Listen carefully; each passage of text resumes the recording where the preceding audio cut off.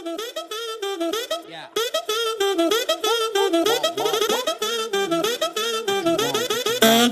Yeah.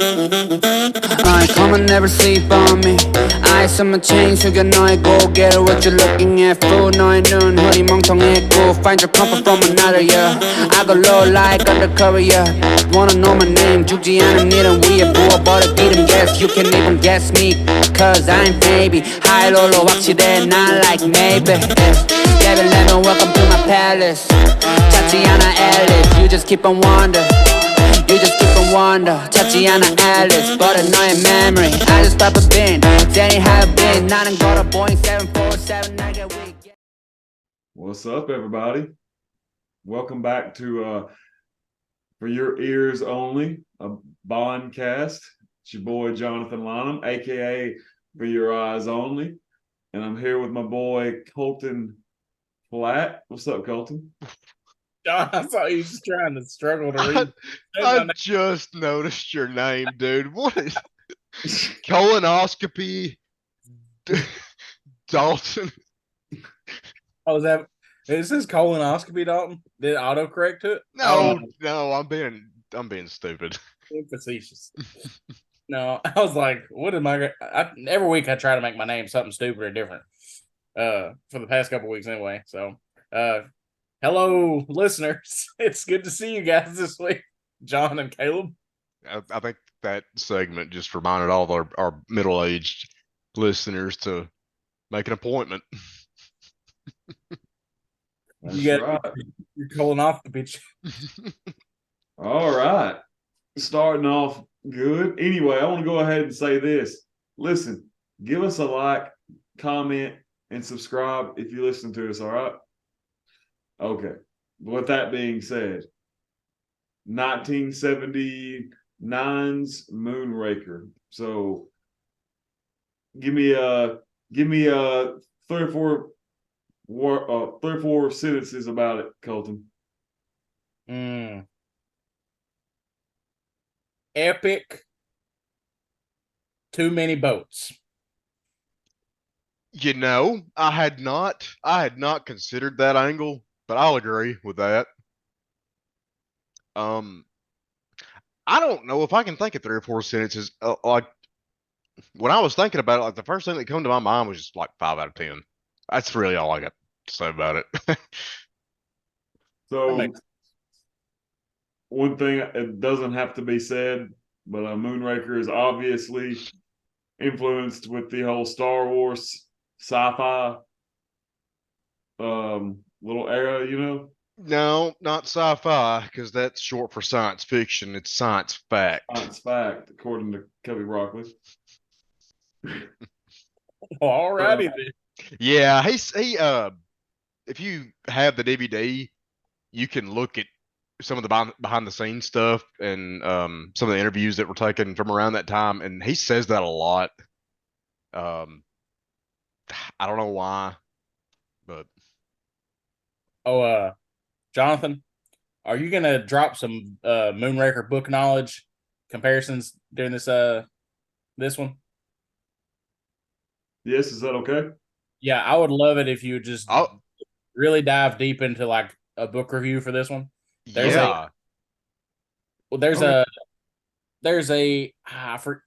like a meme type page I follow on Twitter and on Facebook. On Twitter, it's question posting, and on Facebook, I think it used to be question posting, but now it's Charlton posting for Charlton Comics. And the question was originally a Charlton Comics character,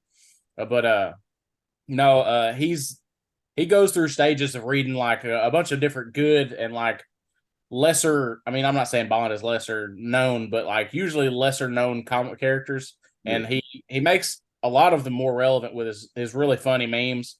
And this week he's been on maybe for more than a few weeks, but I noticed this week he's been on a James Bond kick, and he was reading Moonraker, and he was just like doing like mild commentary on it. And I wanted to give a shout out to question posting / Charlton posting, because they got some pretty funny memes, and they're wearing out some cool stuff about the novelization.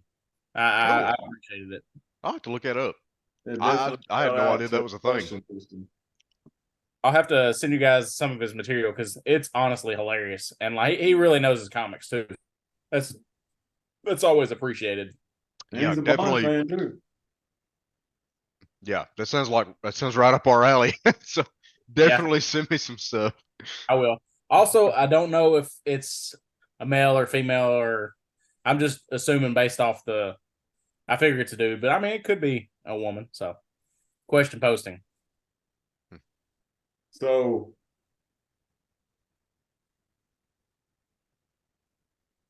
5 out of 10, Caleb.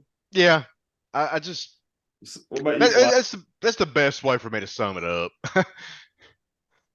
I think that I am too lenient on Roger Moore, honestly, Why you say that?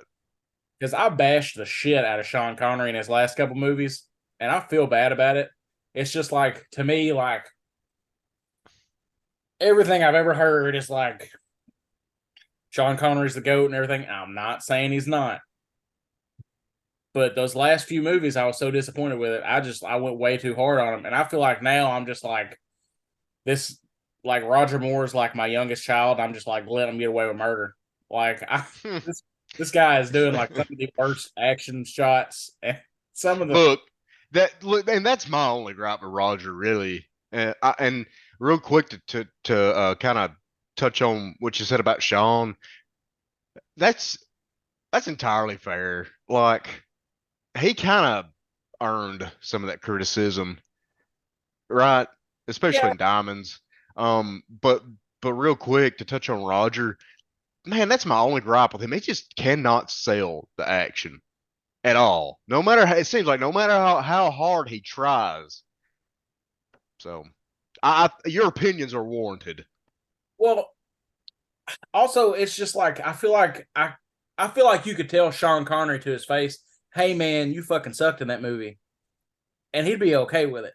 But like Roger Moore, the vibes I get from Roger Moore, I feel like Roger, that wasn't your best performance, and I feel like he would take it to heart and it would hurt his feelings. I don't think it would, honestly. I don't know, man. I That just a different, not his Bond character per se, just his feelings I get of him as an actor. dude, I mean, yeah, I'm not saying you're wrong, but the vibe that I get is that like Roger Moore as an actor is we're not watching James Bond in these movies. We're watching Roger Moore for, Yeah, you know, it's almost a caricature at this point. yes, that's exactly what it is. Yeah. And So this is by far the one that takes the. It's almost parody, you know. it's getting close. It is pretty parodied. Like his facial expressions for half the, I swear to God, he went like Yeah. 50 times in this movie. You know what's wild? So I pulled up and real quick, Jonathan, I'm sorry for we haven't even talked about the opening scene yet. So just I want to say this real quick. I just pulled up the IMDb page so I could look at the characters' names because I'm terrible with names. And I guess I never realized this is also directed by Lewis Gilbert. Sure is. Yes. Man, This is the third of the Monorail trilogy. it is. Yes. Okay. So Guys, where was the monorail in this movie? In Drax is in his base, right? Man, I don't remember. I looked like I might have checked out like in that third quarter for a minute. I was thinking it was that G-Force simulator. Is that not it? Or That would make sense. I can see. I mean, technically, I know it's not a monorail, but it's on a monorail. Yeah, I don't know. I wonder if Roger Moore really did that. Yeah, they just overcranked the footage. Oh, Like I'm pretty sure he was actually in that deal. well, I mean, at some points it looked like a really hard fan was blowing his face, and at some points it looked like he was about to get sick at his stomach. So, probably the best acting I've ever seen from him. I was about to say, honestly, that's probably the best acting from him in the movie. Is when he's exasperated. Sure. So go ahead. I think we both finished, John. Yeah. So what do you think about the pre-title sequence? Um, I okay, so other Bond movies, I think it's awesome when they're like bungee jumping or skydiving. Like those have been some of my favorite openings for future Bond films to come. Um, this one, I was honestly blown away with how like on location some of the stunts were.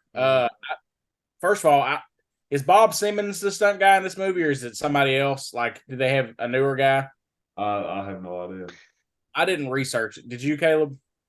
I did, but I did not research that point. There was something I meant to write it down so I would have the exact number, but I'm just gonna pull one out of my ass. It was like 80 something jumps that required Well, for I yeah, believe it. That because yeah. like I know they probably had parachutes under their suit jackets or something. They did. And it's kind of Uh, obvious, especially if you watch an upscale version, but I don't mind that at all. no, because it says, I mean, I wouldn't want to jump out of an airplane without a, a parachute. Right. Like I wouldn't want to jump out of an airplane anyway. But like I thought the pilot looked like kind of like Bob Simmons a little bit. It might not have been him. Could have been somebody else. Oh, if you wrap up your thought, and I want to read. I found what I was talking about. It's a little paragraph, and then we can move on. All right. Well, what I was gonna say is that fight right on the edge of the airplane and them free falling like that, dude. It was so good for the time. Like it looks great.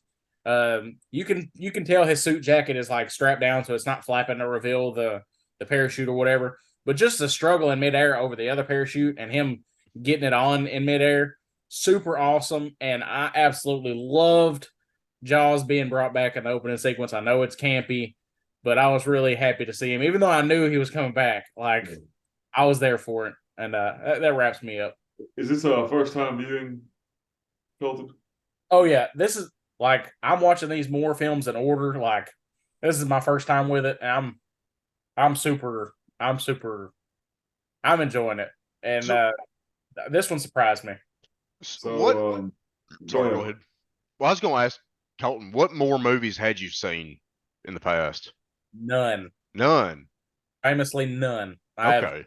I've always like from the looks of Roger Moore, I was like, It just deterred you immediately. he just looks like a doof. I Like know. Yeah. it's not his fault. Like his prim and proper way of acting completely took me by surprise.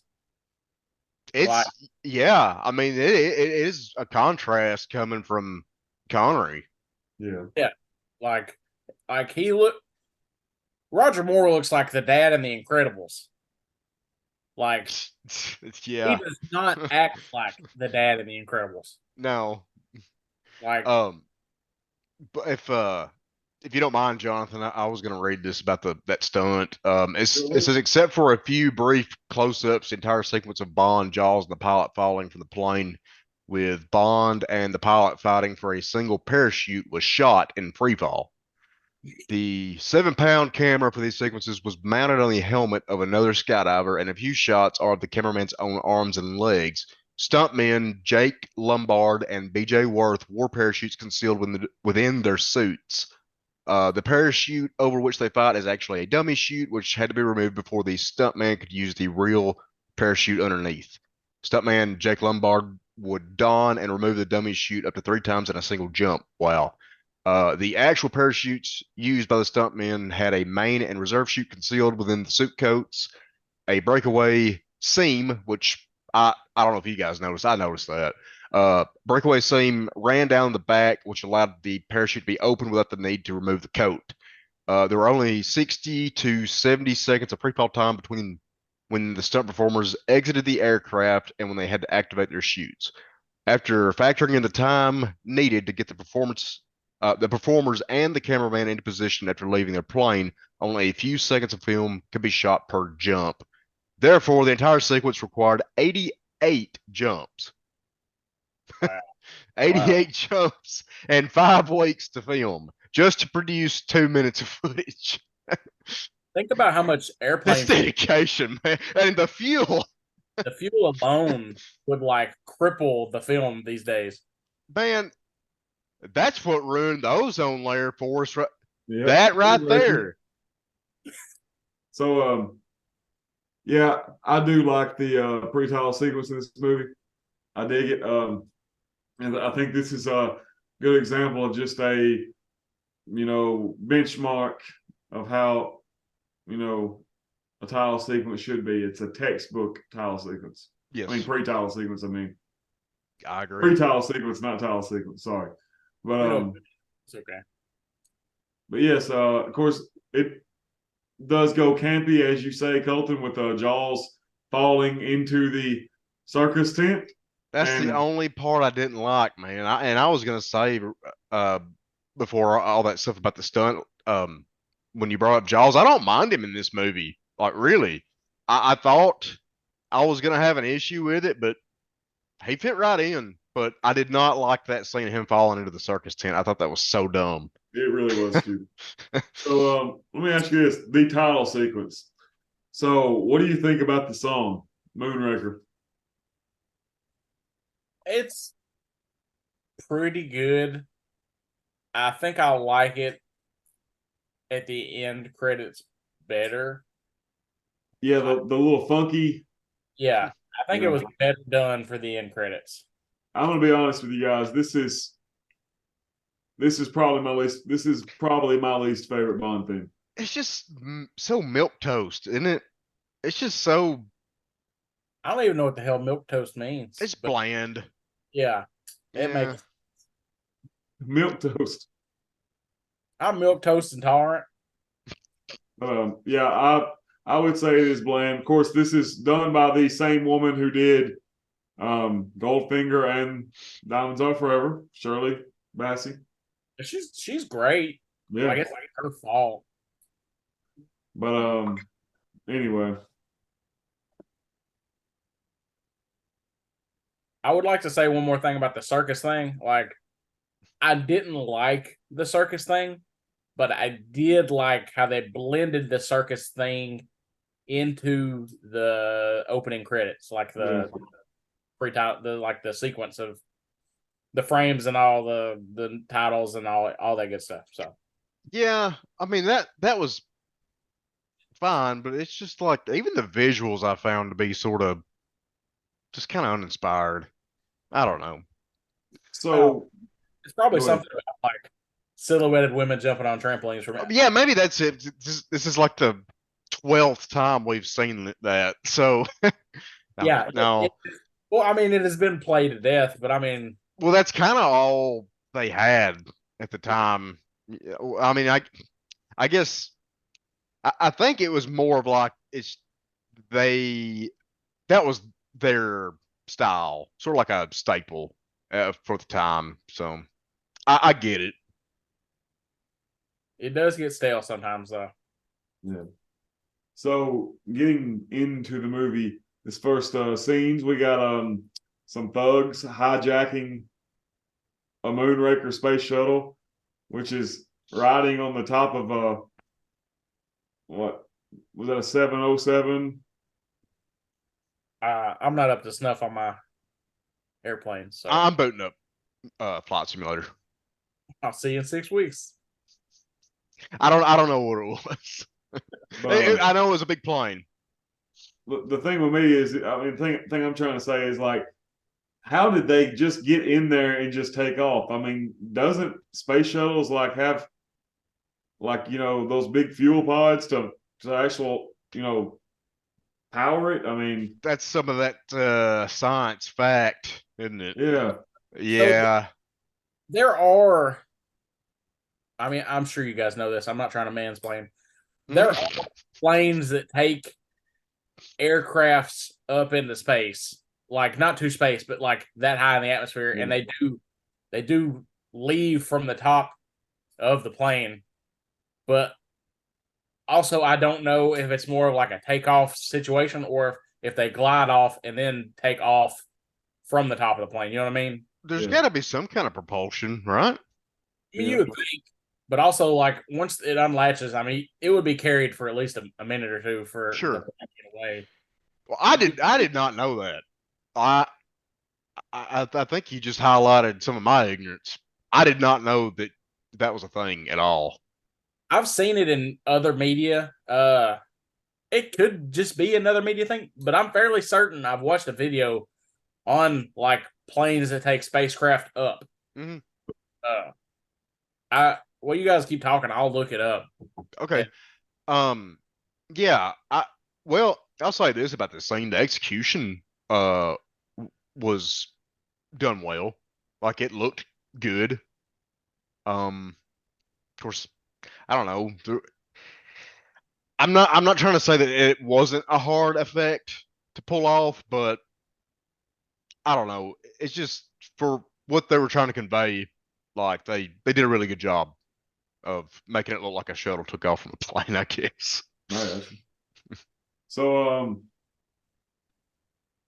of course, we get the M's office briefing, and where Roger Moore's Bond gives off a encyclopedia, style, about Drax. Rant, yeah. Okay. So not to interrupt, but the Boeing 747 airliners, they're two extensively modified Boeing airliners that NASA used to transport space shuttle orbiters. Okay. They're short range, and right now they're both retired. They were made in 1977. Prior to this film coming out. Okay. That's interesting. So, a part of that is science fact. How about that? I guess so. Says they were used to ferry space shuttles from landing sites back to the landing facility at the Kennedy Space Center. The orbiters were placed on top of them and they were hoisted off the ground for servicing afterwards. In approach and landing test flights conducted in 77 on the test shuttle, the Enterprise, it glided and landed under its own control. So I guess they don't take off from the top of them. Yeah. But they used to carry them around with them. Well, we saw what happens when you try to take off from the plane. I don't even know that would work like that without blowing up the shuttle too. It probably would. Like that would just been a huge explosion. So I'm sorry, John. We can get back on the M subject. Oh, you're good. So we have M briefing with Bond, and what y'all think about that? Any? Dude, go ahead, Caleb. I was just gonna say, I liked the Q interaction here. Yeah, with the wrist gun. Yeah. Yeah, I like it too. I don't think we ever really got a proper Q scene, did we? Or yeah, we do. no, we did. I'm sorry, we did. But I do like when I like, for some reason I like whenever Q is kind of included in the briefing. I don't know, like Promotion with Love, and in this movie, and I do like that gadget. Out of all Bond's gadgets, that's up there with some of the more practical ones, I think. Yeah. Super. What? I was gonna say that I was gonna bring up Q also, Caleb. Whenever Bond walks up and it's like super formal with the PM, like, or was it the PM or is it the Minister of Defense? Minister of Defense. It was the Minister of Defense. My bad. So Bond's like all formal whenever he's meeting the Minister of Defense, and like he turns around and is like Q, and Q is like Bond. Like, yeah. like I'm sick of this freaking dude. Like it was so funny. Like I don't know if it's just because Q is like mad at him for being late or whatever. No, I think it's just that's Q's vibe around Bond. Probably just irritation in general. But yes. Like, I'm there for it. Like me too. It's the small stuff like that you really like. So also, geek history lesson on Twitter. It's a podcast that I listen to. They asked the other day, what's a non-comic book character you think would be worthy of lifting up Mjolnir, Thor's hammer? And I replied back to him. I was like, man, Q. Oh yeah. Yeah. So Q is my pick, non-comic book character to pick up Thor's hammer. It's got to be Q. So, dude, yeah, that was a good answer. I would have never thought of that. That's a really good I was answer. thinking like somebody that's just he's like for sure about his craft. He cares. He's genuine, and he's there to help people. I honestly feel like Q could pick up Mjolnir and do some. I really thought you were gonna say James Bond, and I was like, no, dude. Sometimes. Sorry. Bond is a horrible person sometimes. Yes. Yeah. No, definitely not Bond. Anyway, so what about the scenes coming after this? We go right to Drax's. Mm-hmm. Almost called it a lair.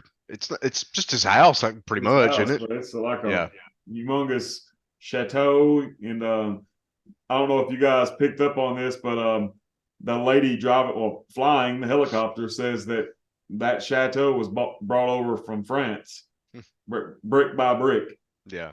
So was that actually a house in California, or was it shot in France? No, it's actually in California, like, right?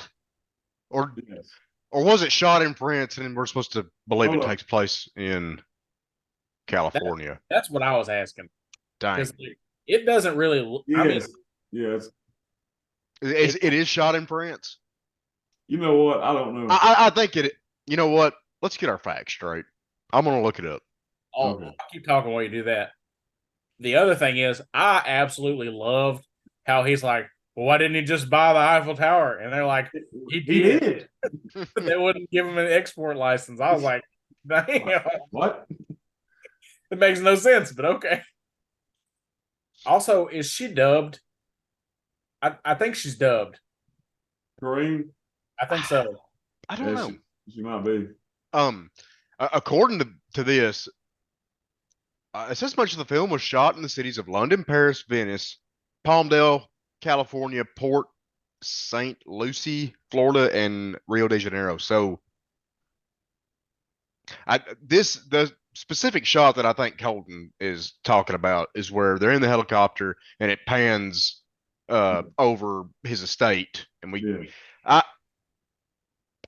don't know why that wouldn't have been shot in California. It just doesn't look like an American house. I know it's a. That's the thing. Yeah, it really throws.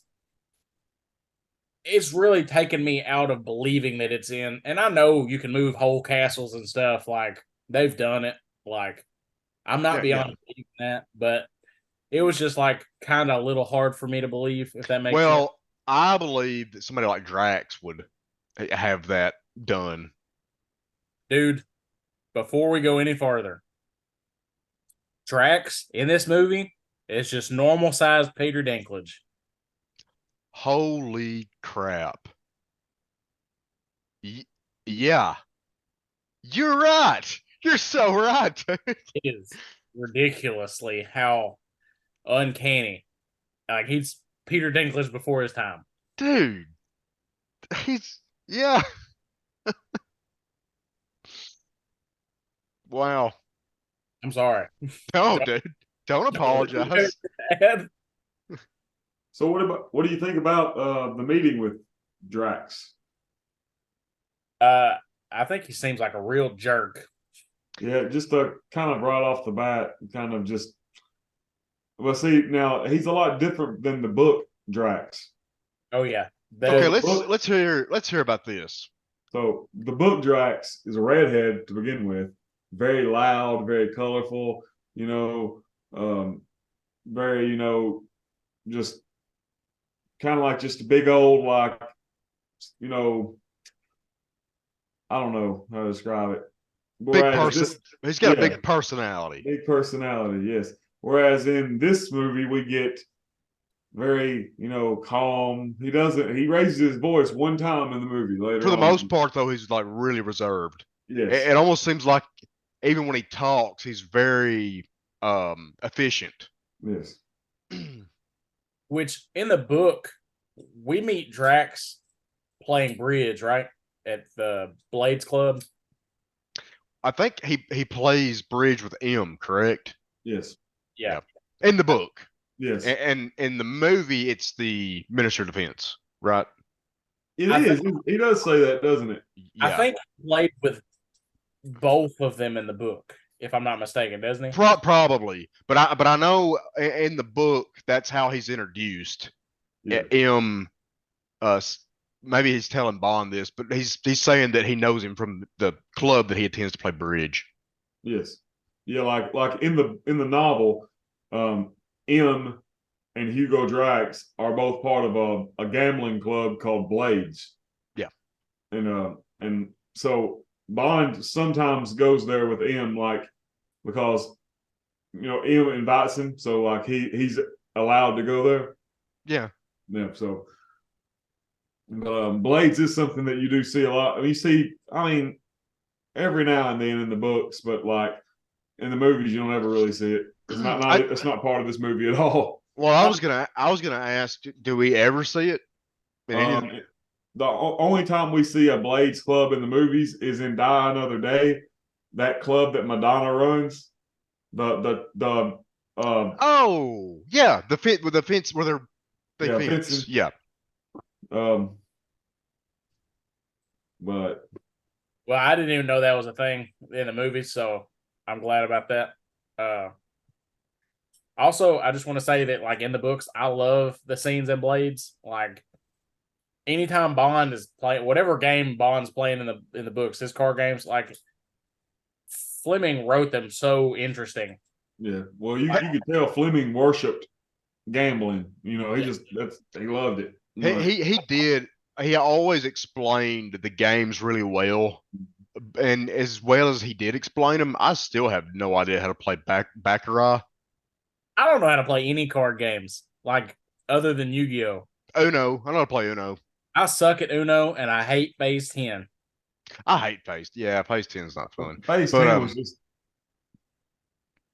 Phase 10 is what? It's just like poor man's Uno, bro. Pretty much. Yeah. I almost fist fought a dude over Phase 10 one time. You what?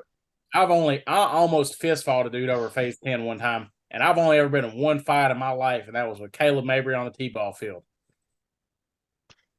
I don't think that was me. We've had this discussion. I'm pretty sure. I don't think that was me. Man, you're the one that was told me it was you. You do too much. Oh, yeah. I mean, I did tell you that it was me, but I thought you knew that I was joking. I really don't. I have autism for your comedy. I don't understand your humor sometimes, man. I thought we had a connection, Caleb. I thought that was our solidifying. You thought that was our canon event, how we met? Yeah, I thought there was the timelines. Yeah, that's. Yep. I wanted to comment on the fact that Drax, maybe not so much Drax, but the actor is actually playing the piano in that scene. I thought that was kind of cool. And I like his Dobermans. They're really pretty. They are Dobermans, right? Dogs. I think they are. I don't think anybody's going to get offended if I got the breed wrong, but they're pretty dogs. Yeah, I want to say that. Notice they sped up the footage of them eating the steaks to make them extra evil. Yeah, to make them look wild as hell. Also, what was that room called? That it wasn't a sitting room. It was like some kind of fancy name for the room that had the piano in it and everything. Parlor, maybe? But yeah, I was gonna say parlor, but I don't think they call it that. I don't think it was a parlor that they called it. It was like it was something fancy schmancy. And they get in there and I was like, that's a piano room. That ain't no the kind of room that he's playing a piano in there. There ain't nothing else in there. Why? I don't know. Why would you call it that when there's a piano in there? There's a piano room, obviously. So I'm sorry, John. No, you're good. So pretty much right off the bat, Drax is kind of like, you've been sent here to apologize for your government, right off the bat. So immediately you already know, man, Drax is kind of a prick. You know what I mean? Yeah. So then we meet Dr. Goodhead. This is one of my favorite scenes ever in a Bond movie. Bond says, I'm looking for Dr. Goodhead. And she says, you just found her. And Roger Moore says, a woman. Like, that did kind of stick out to me I for love some that reason. scene. Just the delivery, I guess. It was kind of it made me chuckle. So you guys know how women always walk in the room during the wrong parts of James Bond movies? Katie was sitting there on her phone, not paying attention, and they say, Dr. Goodhead. And she looks up, she's like, what kind of name is Dr. Goodhead? I don't know. Did she not watch Goldfinger?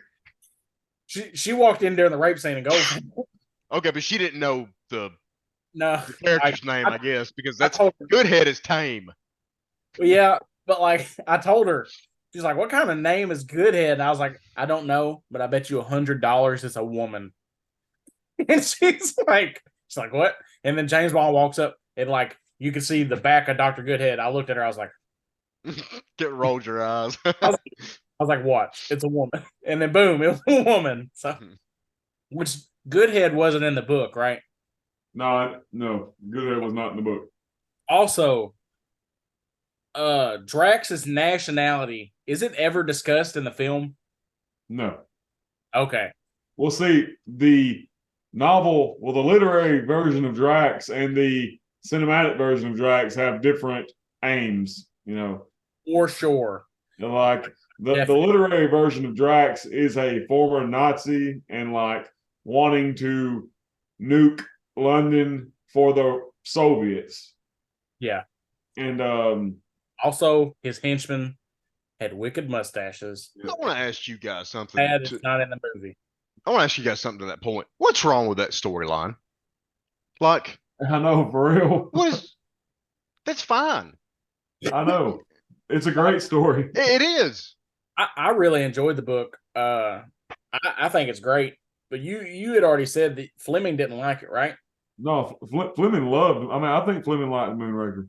Okay, so which book the was it? Spy Who Loved Me is the one he didn't like. Okay. I'm sorry. Like my brain went off on a tangent. So, but also like he has done a lot with ex-Nazis. So yeah, I can see why they wanted to stray away from that. Well, you got to think when the book Moonraker was written, that was like 5? Is that when that book came out? I mean, that's just the World War II was just 10 years ago. Yeah, it was still. There's nothing wrong. There's nothing wrong with it in the books. I just mean like. Yeah. But like in the movies, it was like there was another generation. Couldn't just do.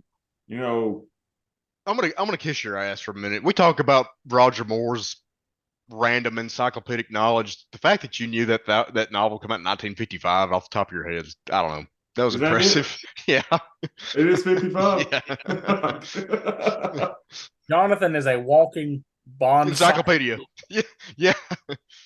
It's like I wish like maybe in high school I could have been like, hey Jonathan, you know anything about James Bond? And you could have been like, James Bond. Oh yeah. And then just start, like Roger Moore would.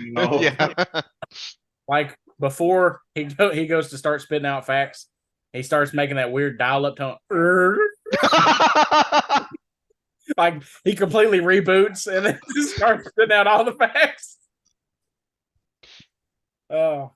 So anyway, Dr. Goodhead puts Bond in the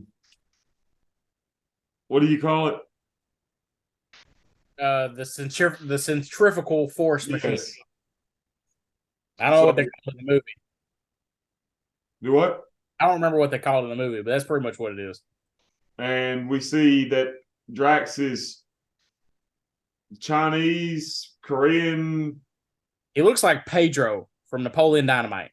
He but does, he but does, doesn't he? That's a really good comparison. my wife is the one that came up with that. She's like, that's just Asian Pedro from Napoleon Dynamite. Tell her that is a really good observation. I will Katie's so tell her. funny. Dude, Katie's so funny. Dude, she just tells it like it is, man. Like, I'm so lucky to have That's her. Asian Pedro.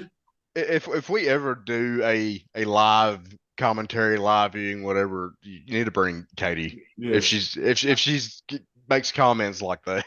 We should just do like an honorary episode where the women pick a movie and then like they come on for like 30 minutes and give us a woman's point of view on them. Dude, you know what we should? Yes, we should do that. Like, just Yeah. pick a random movie. Maybe it can be one that like we collectively decide that we don't really care to review. Just let our wives do it. Yeah. That makes sense. But so we see the Oriental dude turn up the power, and Bond has a flashback to the pony's tail. I swear to God, that's the only time I've seen a flashback in the 10 movies we've watched so Yeah. far. And it was Not really me. solid. They did a good job with it. Mm-hmm. So Bond uses his little wrist gun to get out, and we see him limp off. Oh, real quick, I'm gonna backtrack just like a few minutes. I like that line where she's explaining the different levels of the G-force, centrifugal force, whatever, and she says, "Oh, come on, James. Grandma. A 70-year-old could handle level 7." And Bond goes, "Well, that's the trouble, isn't it? There's never a 70-year-old around when you need one." And it's kind of an odd line, but I did find it really funny, and I kind of thought, I don't think any other Bond actor could have delivered that and it be received well. That was a good line. Well, that's the thing. Like, it really wasn't a good line, but the way Roger Moore delivers it, I don't know. He made it like I didn't get it, but because Roger Moore said it, I'm like, oh, he just says shit that doesn't make sense. He just says stuff. He just talks. Yeah. Like he can say stuff in the smoothest way, and like I'll forgive him because like it's Roger Moore.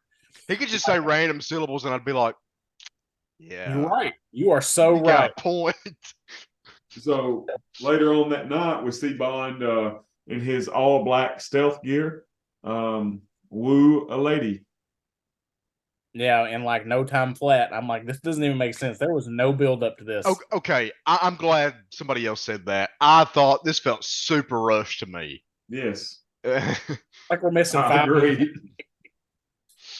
It's like if they're talking about going on a date. She's literally in a night slip, and he walks her across the room to the bed, and they have sex. It's like Yeah. you didn't have to do anything, James. Well, maybe you were fixing to bring this up, so sorry if I'm getting ahead of you, but after that scene, they're acting like they're in love. Didn't you kind of? And here's my theory. I feel like they're trying to like overcorrect. You know what I mean? Because Roger Moore's Bond has been kind of a dick to women for the past 2 or 3 movies, and I feel like this is their way of like maybe not overcorrect, but it's like they're trying something else in the writing room. Like, hey, maybe let's not have Bond beat the shit out of her in this scene. Maybe he's a little nice to her. So, in context wise, she has to be into him some way for her to give up all that information so easy. Yeah, I get that, but Like, yeah. Well, I wasn't saying like you didn't. I was just saying this to lead up to my next point that's kind of crude. Like, she's dick drunk. Like, yeah. That's So, it. like she might like Bond, but like, I think she's only like doing all this stuff for him because like she feels good for like that 10 minutes or whatever. Because like she feels. Yeah. No, yeah, I agree. But what I was talking about is like how Roger's playing this scene, or maybe how it's written. But he's like holding her face tenderly, like it's like it's almost worse if you lead her on. Like, you know All what I right. mean? I know what you're saying. I did like the cigarette case safe cracker that he uses. I think it's really cool. And I love the camera with the 007 on the. Dude, that was so like I was like, dude, they're literally branding this shit just for 007. Like 007. it's Just like like the Q doesn't cards, just like the tarot cards. it's like the tarot cards. It's like Q doesn't make shit for anybody else. It's just Dude, let's yes, just do it for it really seems like 006 walks in. Dude, why isn't mine branded? And 007. Q's like, man, honestly, you're probably gonna be dead next week. So They've already got a guy like waiting on his background check to come through. yeah. But um I like the X-ray thing. Whenever like Katie said, how can he see in that? I was like, oh, it's an X-ray. Like he's looking through the side of it, and then like Bond turns around, he's like, you got it. I don't remember the exact words he says. He's like, you got a good heart or something. Like you could tell, like he's using it to look at her, like her Her organs. tits. Yeah, well, Oh. I mean, yes, but Okay, that's what I picked up from it. also, yes. But it tells her, it says you have a heart of gold, is what he says. Yes. 18 karat. That's what it was. Mhm. So, unfortunately, this is going to lead to this young lady dying later Dude. on. But Okay, well, go ahead. do you want to discuss that scene right now, or wait? Yeah. Okay, I was just gonna say that the scene that you're referring to, man, this movie done a 180. Like that shit's so dark. Mm-hmm. It is. It is really dark. I was honestly surprised. Also, like, what does he do to those dogs to make them like kill a woman? Like, I guess they're just trained to like not a woman necessarily, but like anybody that he commands them to. But also, well, I was gonna make a point about later in the movie. I'll bring it up later. Just remind me of the dogs at the end of the movie. okay. Also, I have a question. Slightly unrelated, and then I'll get back so Jonathan can move on. Who let the dogs out? Who? Who? Thank you. You're welcome, John. So, yeah, like this is a really dark scene. This is probably one of the darkest scenes in the whole franchise. This movie is such a catch-all movie. Like there's spy stuff in it. There's kung fu scenes in some parts. There's Bond wearing a cowboy hat later on. There's this horror movie scene. Oh yeah, There's science I fiction. think I know what scene you're referring to. Man, Roger Moore looked like Clint Eastwood walking in the cowboy getup. You like that? It was really cool. Was did Roger Moore ever play in any westerns? Yes. Okay, because since Colton said that, I remember thinking like he really pulls it off. Well, So, go ahead. I'm sorry, Kelsey. Roger Moore to me, I know I said he looks like the dad from The Incredibles, but have you guys ever watched Longmire? Yes. Okay, so I don't remember his name exactly, but the lead actor in Longmire, he was also in the Matrix movies, and he's done a lot of stuff. But Roger Moore favors him a lot, or vice versa. Like he favors Roger Moore. I've never seen Longmire, but I'm like obsessed with the Matrix. Who are you talking about? Look up Longmire real quick. Look up Okay. the main cast member. It's like I want to say his name's like Robert something or something Smith. I think maybe not Smith. Is it a did it come out in 2012? Yes. Okay. Maybe his last name's England. I don't know. I don't see anybody here that was Okay. in the Matrix. His name, man, he's not even in the top build for his own show. And he's the lead? He's the lead, yeah. Huh. Anyway, I'll find it. So I was I was talking about the scene where that girl gets killed. His name's Isn't Robert. this? Sorry. His name's Robert Taylor. He's Australian. Okay. Isn't this around the same time that Drax invites Bond to hunt with him? Yes. Okay. That hunting scene dropped before this. Okay. I was just gonna say, I like that Bond just grabs a shotgun and shoots the sniper out of the tree. Yeah. Drax says, "You missed," and Bond says, "Did I?" And he Yeah. falls. That was really cool. I liked Yes. that a lot. Yeah, I like that too. And I think that's the only time Bond fires a firearm in this movie. So after Bond leaves and after Corrine meets her unfortunate end, we get Bond going to a new place.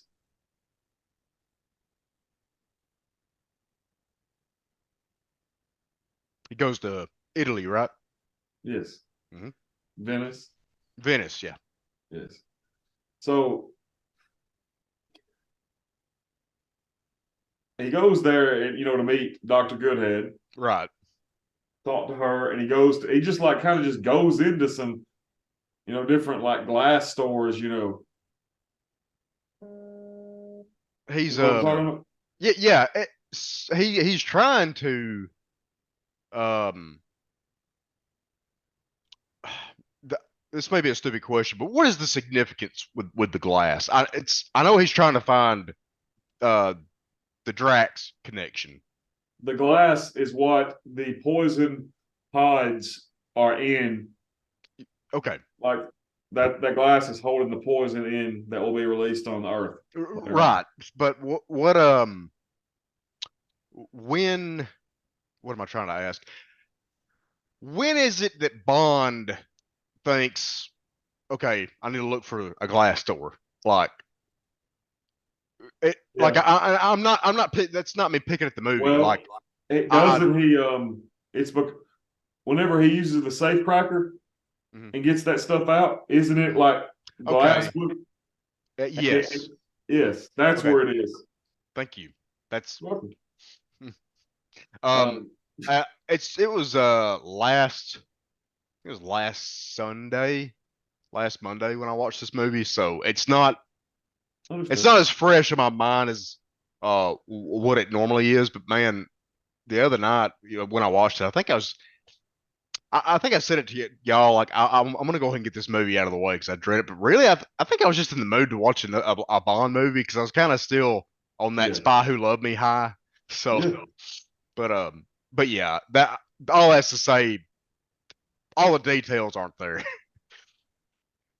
So he does meet up with Dr. Goodhead and talks to her for a little bit before leaving and getting on his gondola. So, Colton, what do you think about the gondola scene here?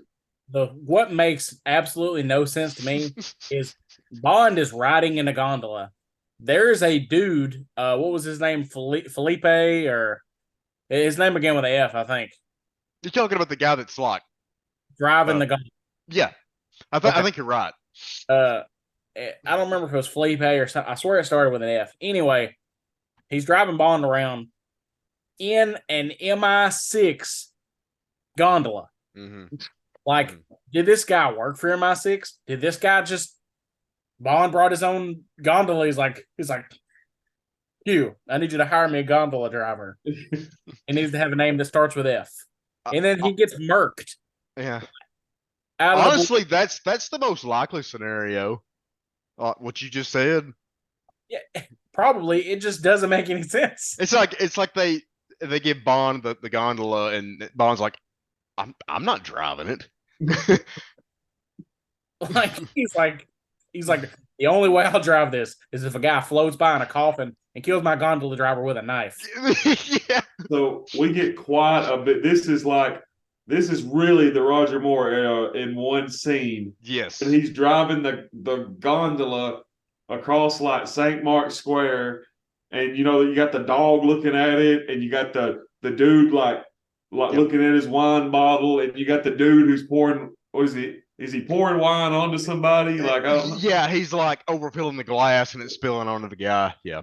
So this is the part of the movie where I'm just absolutely sick of Roger Moore and boats, and we're not even halfway through the boat scenes of the movie. Hey, but what animal makes his debut and only so far appearance? The double taking flipping pigeon. Man, this scene, it was almost look, it's already over the top, okay? And I'm sort of like, okay, I'm after the slide whistle, I'm sort of numb to this crap. But the double taking pigeon is this movie's slide whistle. This scene was almost okay until that. Dude, like what gets me is like, if this really happened, this would be like something that would make like news of probably like a ton of different countries. Something like this, like this dude really did that mess, in real life. That'd probably be like on news, I mean, you wouldn't see a spy doing this, you know what I mean? No, absolutely not. Not at all. Like this British Secret Service agent drives gondola through Venice. Dude, if this is really how MI6 operated, and they were like, man, we just cannot figure out why we're not getting anything done. Maybe because your secret agents go around telling everybody his name. Maybe because your quartermaster, all of his gadgets just draw attention to the agents. He made a freaking bondula. But real quick, I'm ready to move past this scene whenever you guys are. But I did want to say that you said something, Jonathan, like this would make news if it really happened. Well, I think that was a functioning, thing. Like I think it took him 4 or 5 tries to get it right because apparently Roger Moore reportedly like kept getting like falling out of the boat because it kept malfunctioning, and that shot he was on his last suit. So like, man, if only it had malfunctioned one more time, maybe we wouldn't have gotten that scene. But I did want to say it is kind of a testament to the crew that they made something that did that, even though it is stupid. So yeah, I agree. But this next scene, we see Bond show up and scare Miss Holly Goodhead. And this, did anybody hear what he said? He looked at the champagne and he said, "Oh, a 69. You were expecting me." Yeah. It's like, what? Like, that's dirty. Whatever. This whole sequence, I was like, he's going through all her gadgets and stuff. I was not expecting her to be like CIA. I was expecting her to be like evil, working for Drax. I've seen this. Yeah, I've seen this movie before, and even that took me by surprise. I was like, oh yeah, she's a CIA agent. So we see a lot of her gadgets, as you said, and of course one of those, the pen, will come up later on. So anyway, Bond, sleeps with old Holly Goodhead, and then we see him in the middle of the night get up and leave. And where does he go? He goes to Rio. So have either of y'all ever been to Rio? I haven't. I have not either. I was hoping one of y'all. Oh, man, the way you phrased that question, I thought you were about to say, well, I have. I've been to Canada before, but that's the only other country I've been to. Have you really? Yeah, I've been to Canada. That's cool. But so Rio, now similar to in The Man with the Golden Gun, the way that they had Bangkok, I really like just seeing Rio at this time, in the 70s. And Yeah. so he shows up in Rio, and there's a girl following him in the car, who then ends up in his hotel room, and who's also going to be his next conquest, as they had to find something to do. What does he say? How do you kill 5 hours in Rio when you don't samba or something like Yeah. that. It's Yeah. like, Well, is that a dance? yeah. Yeah. Okay, that's and she was hired by MI6, right? Isn't Yeah. that what she says? Okay. She probably belonged to like their chapter or whatever you would call that in Rio or in what is it, Brazil? Rio de Janeiro's in? Yeah, Brazil. Mm-hmm. I knew Africa is the continent Egypt was on, but I did not know that was part of Brazil. I think the only reason I know that is because of that animated movie Rio, but the bird. Isn't that what it's called? Yeah, but I've never seen it. It's a good movie. What's the one about the lizard, the cowboy lizard?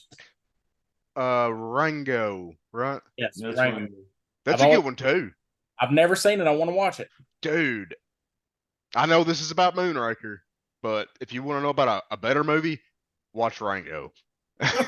Okay, definitely. I'm kidding. I'm kidding.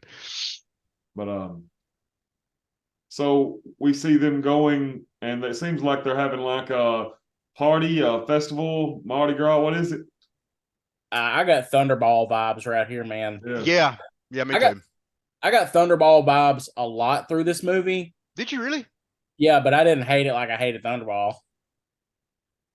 So we see Jaws, who is in a humongous, like, what is this suit he's wearing? It's like a big clown costume. It looks like. It's terrifying, is what it is. Like, Yeah, it turns into a straight up horror movie right here. Yeah. it is scary as heck. I like kudos to the production team for this shot. I don't know if that's what they were going for. I guess it was. It's scary. Yeah. Yes. I was like, what is going on? I completely forgot Jaws was in the movie up to this point. And I was like, Yeah, what he is had been going out on? for a minute. Yes. Is it the last time we saw him? He was falling through the circus tent, right? Is that the Yeah. last time? Okay. That's probably where he got the costume.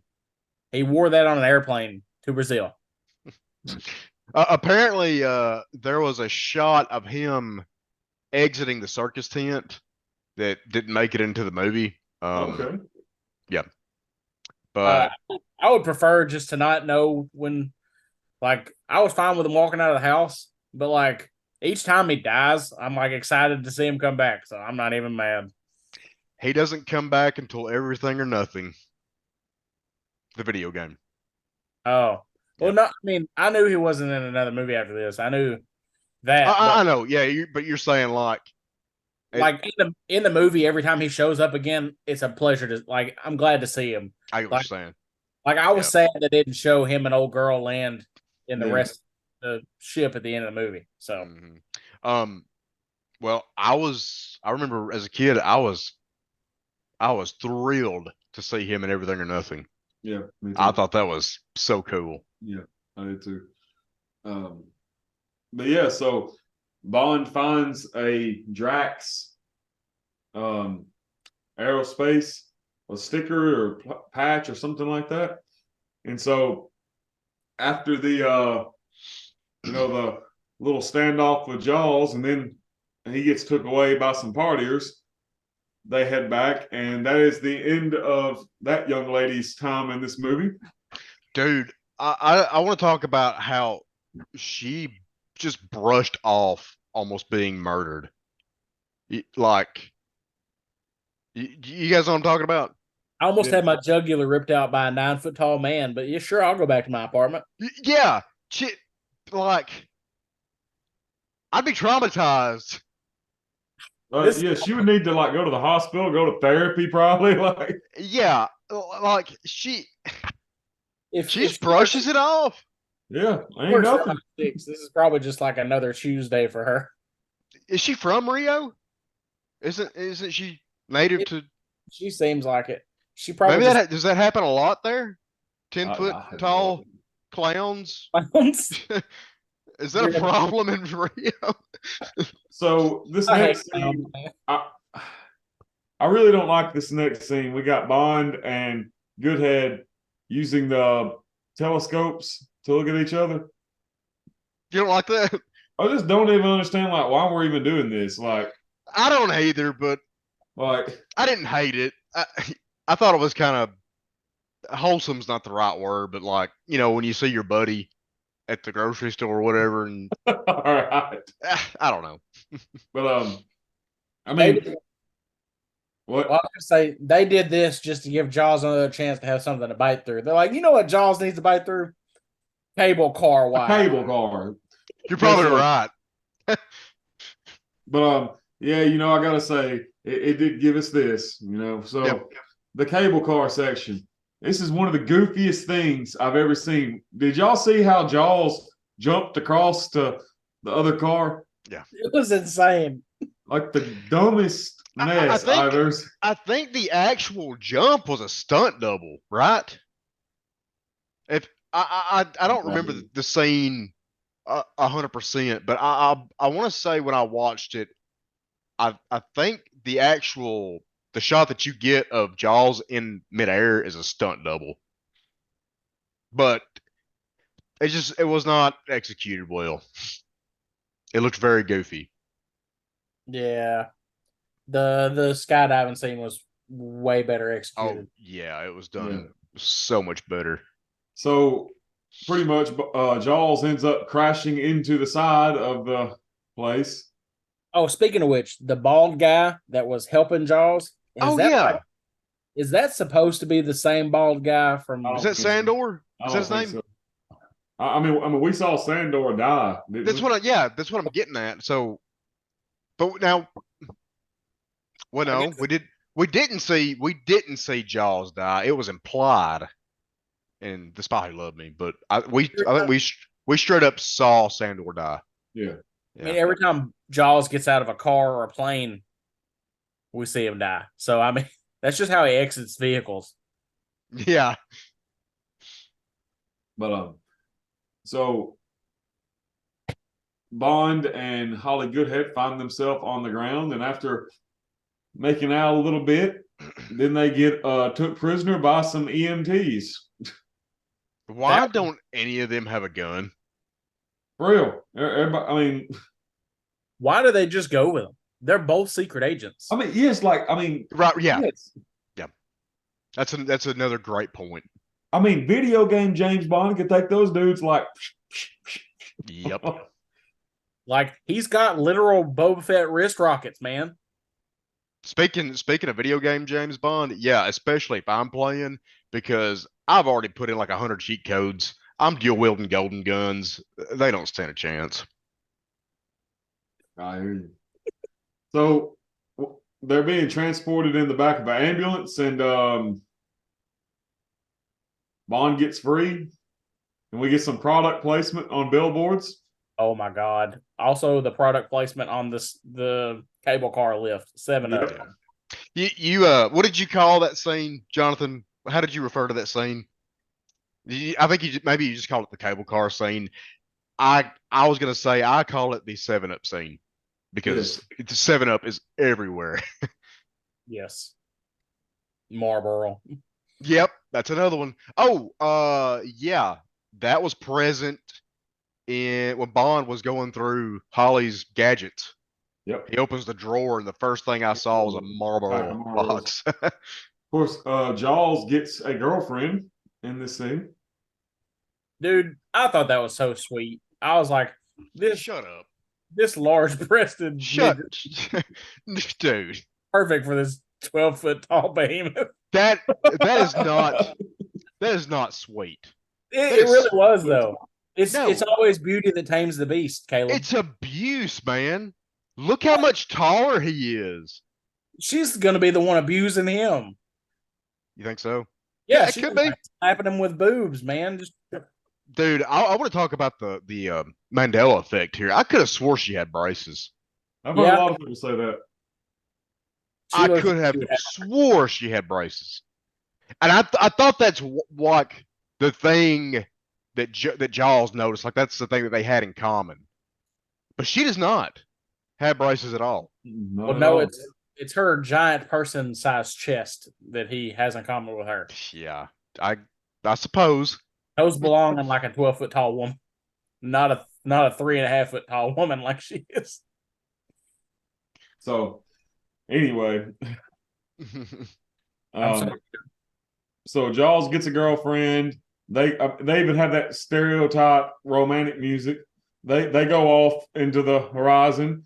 Bond and Holly Goodhead get put on an ambulance where after using Holly's looks, Bond knocks the guy out. Then he gets himself loose, and we see Bond then he's a cowboy going to a special MI6 little monastery. And this is when we get the Q scene. We've got laser guns being shot, just all sorts of stuff. Balls, Q? Balls, Q. Bolus 007. All right. Caleb, that is like one of my favorite quotes from Bond. Mine too. Balls? Balls, Q? Bolus 007.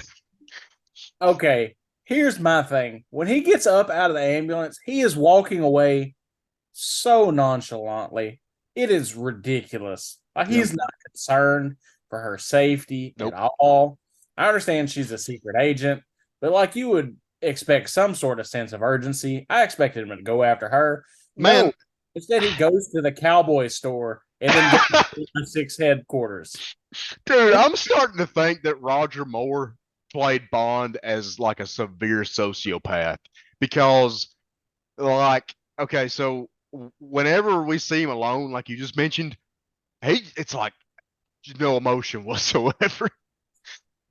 Well, you got that, but also Caleb, he had to go rent a horse. He did have to go rent a horse. How do you rent a horse? How do you go rent a horse after seeing your CIA partner captured and taken away in an ambulance? It makes no sense.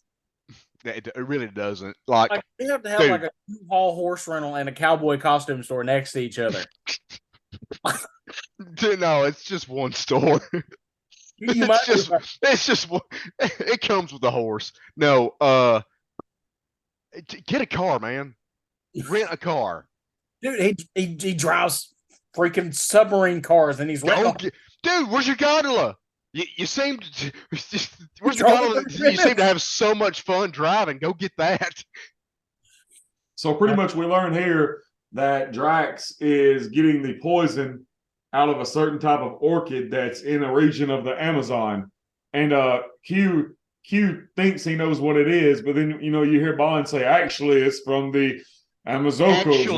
Actually, Q, it's this. Yeah. That part annoyed me for some reason. Yeah, no, it was kind of just a dickhead thing to say. Yeah.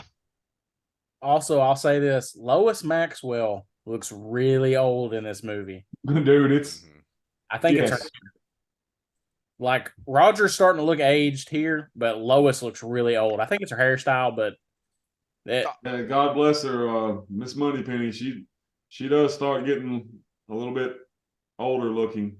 I think they probably would have recast her if it wasn't for Roger also, kind of aging parallel to her. Well, I mean, Roger and her were friends in real life. Yeah, you're right. So there's also that, but yeah, and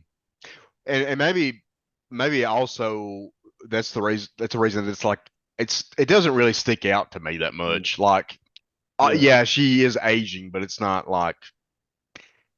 It's not that big of a deal. Like her and Bond are aging together is all right, exactly the way it feels to me. Like, but so we get another boat sequence, boys. I like this one. I do too. You know why? The 007 theme. Hold on, guys. This is the part of the movie I have waited to talk about and to tell. Let's hear it, man. Go for it. The boat looks really cool. And I don't mind the 007 theme because they toned down the slide whistle. Yes. I knew we would get you on our side. The 007 theme in this part of the movie is literally the Indiana Jones theme for Roger Moore. You are making some astute observations. It works so perfectly after you get past the slide whistle. That's like the second or third thing you've pointed out where I'm like, oh my God. Like it's like I have an epiphany. Yeah, That- you're right. You're right. That's That's exactly how- what it is. That's exactly what it is. Thank you, Caleb. But That's how I I felt watching. what's that? That's how I felt watching it. It struck a chord with me. I was like, I'm watching an Indiana Jones movie right now. Yeah, it's yeah, very good observation. But I was going to say that I was going to agree with what you pointed out. It is very toned down, and I like it's. I think this version works better. Honestly, I'm not saying I don't like the other ones. I do. Like they work great in their respective scenes, but like I think this is the best the 007 theme has like ever paired with a scene. I guess that's what I'm trying to say. I think it's used well here. Yes, yeah, I think that's what you're trying to say too. yeah, and the boat is cool. The boat is awesome. Yeah. Okay, so I love the boat. I wish they would make a toy of the boat because I would buy it and put it in my bar.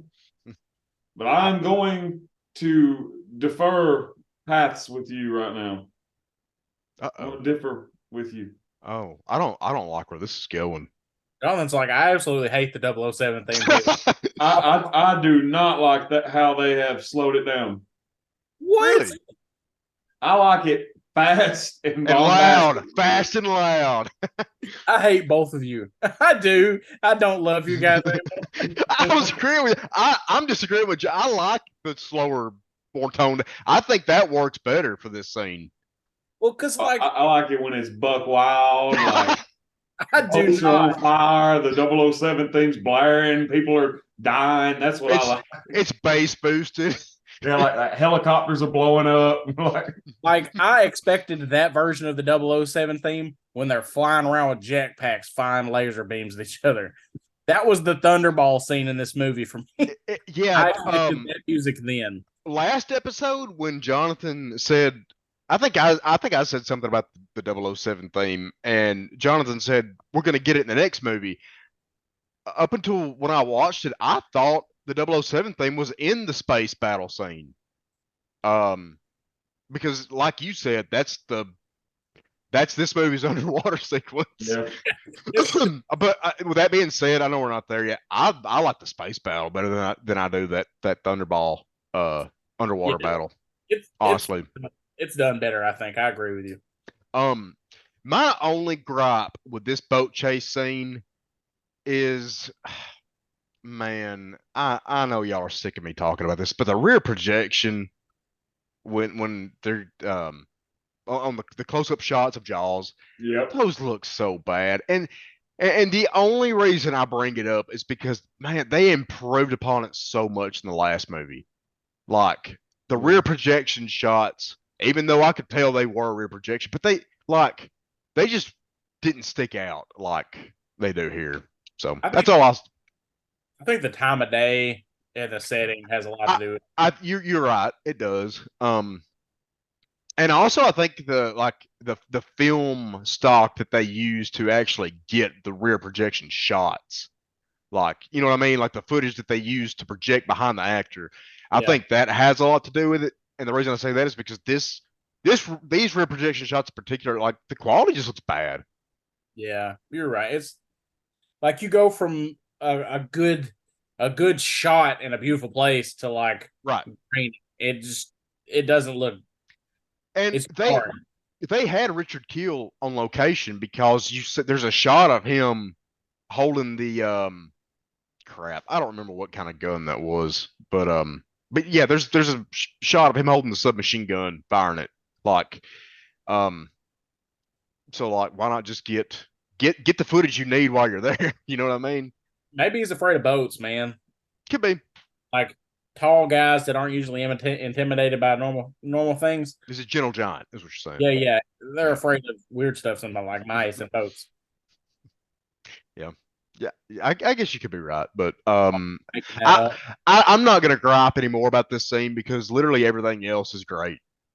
So Bond ends up getting on a hang glider, which is this is the second time we've seen Roger Moore on a hang glider. Were they popular in the 70s? Like, was that a cool thing? Roger Moore sure does like them. Yeah, And so he lands, and then he leads off into an area where there's a bunch of beautiful women. But unfortunately, there's a snake who has a crush on Bond, and also our boy Jaws comes back. Mm-hmm. But you did see that Bond killed the snake with the pen that he took from. Yeah, that I was gonna say something to that point. It seems like the CIA, it seems like their quartermaster actually makes gadgets and not toys. Yeah. Uh, because that actually has some practical use, and also there's a shot of Bond wrestling that snake underwater, and there's one shot in particular that stuck out to me. I was like, man, Roger Moore is actually kind of alive in that shot. Like he's actually like moving kind of athletically. Come to find out, that was a stunt double, and the stunt double just so happens to look like, obviously that's what you want in a stunt double, but like he looks a lot like Roger Moore, so much that even that close up shot, even though it was kind of obstructed by the water, but still, I thought it was Roger Moore.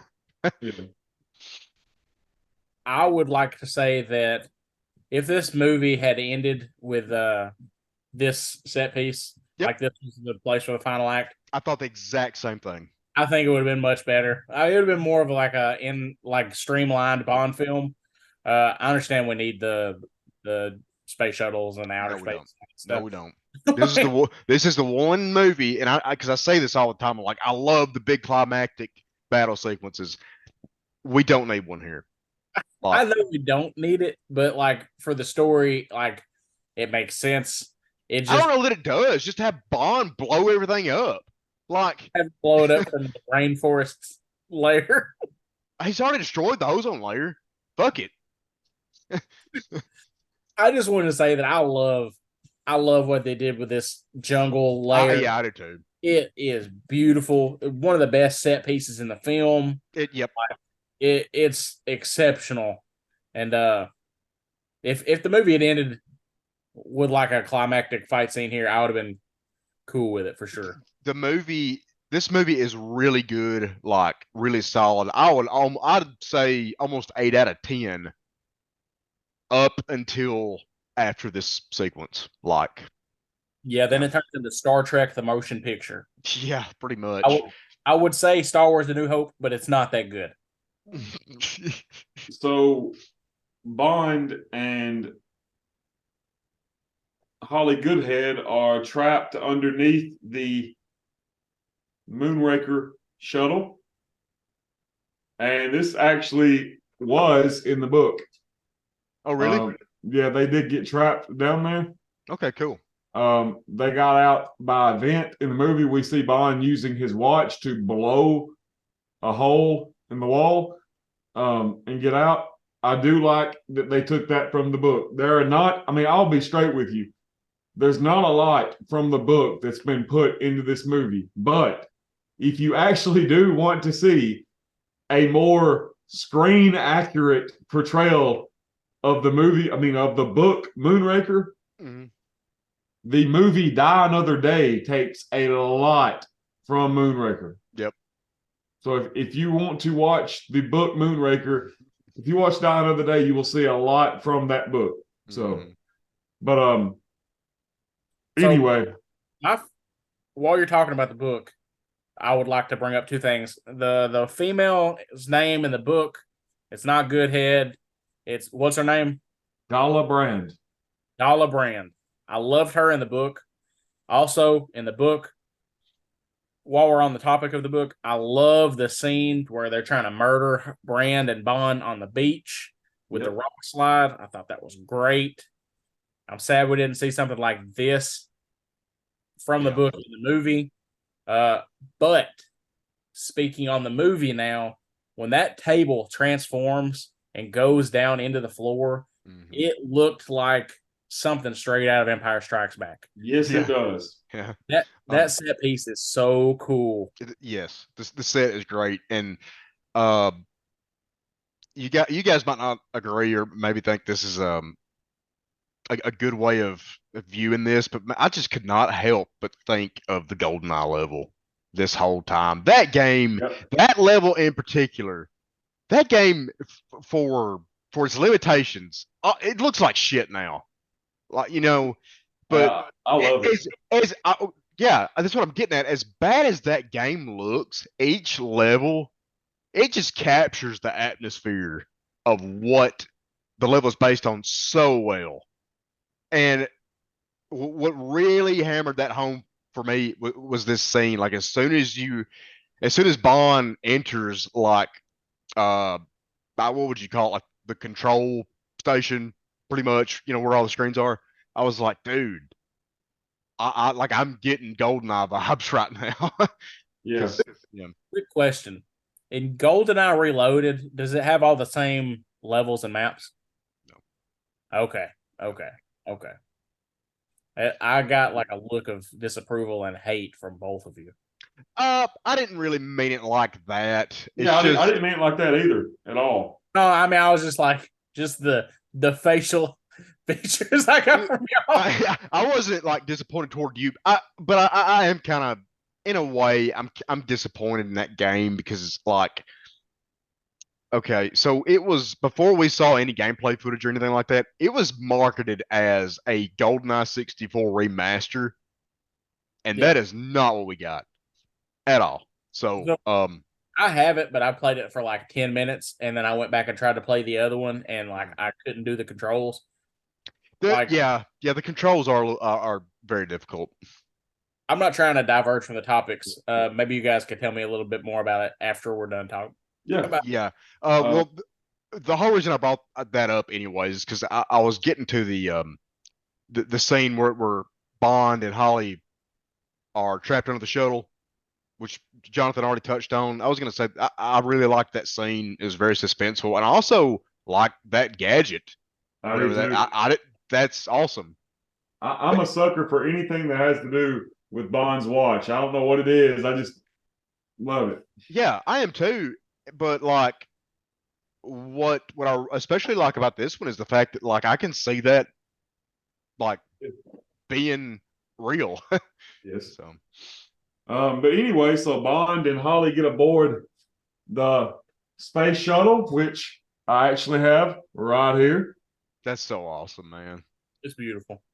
By the way, like say something, Jonathan. So Zoom picks up your camera like while you're showing it, so it'll show up on the video. You know what I'm saying? What now? Talk about it while you're holding it up. So Yeah. That way Zoom. Oh, Like, all right. yeah. Yeah, I understand what you're saying. Yeah, so here it is. We have the Moonraker space shuttle.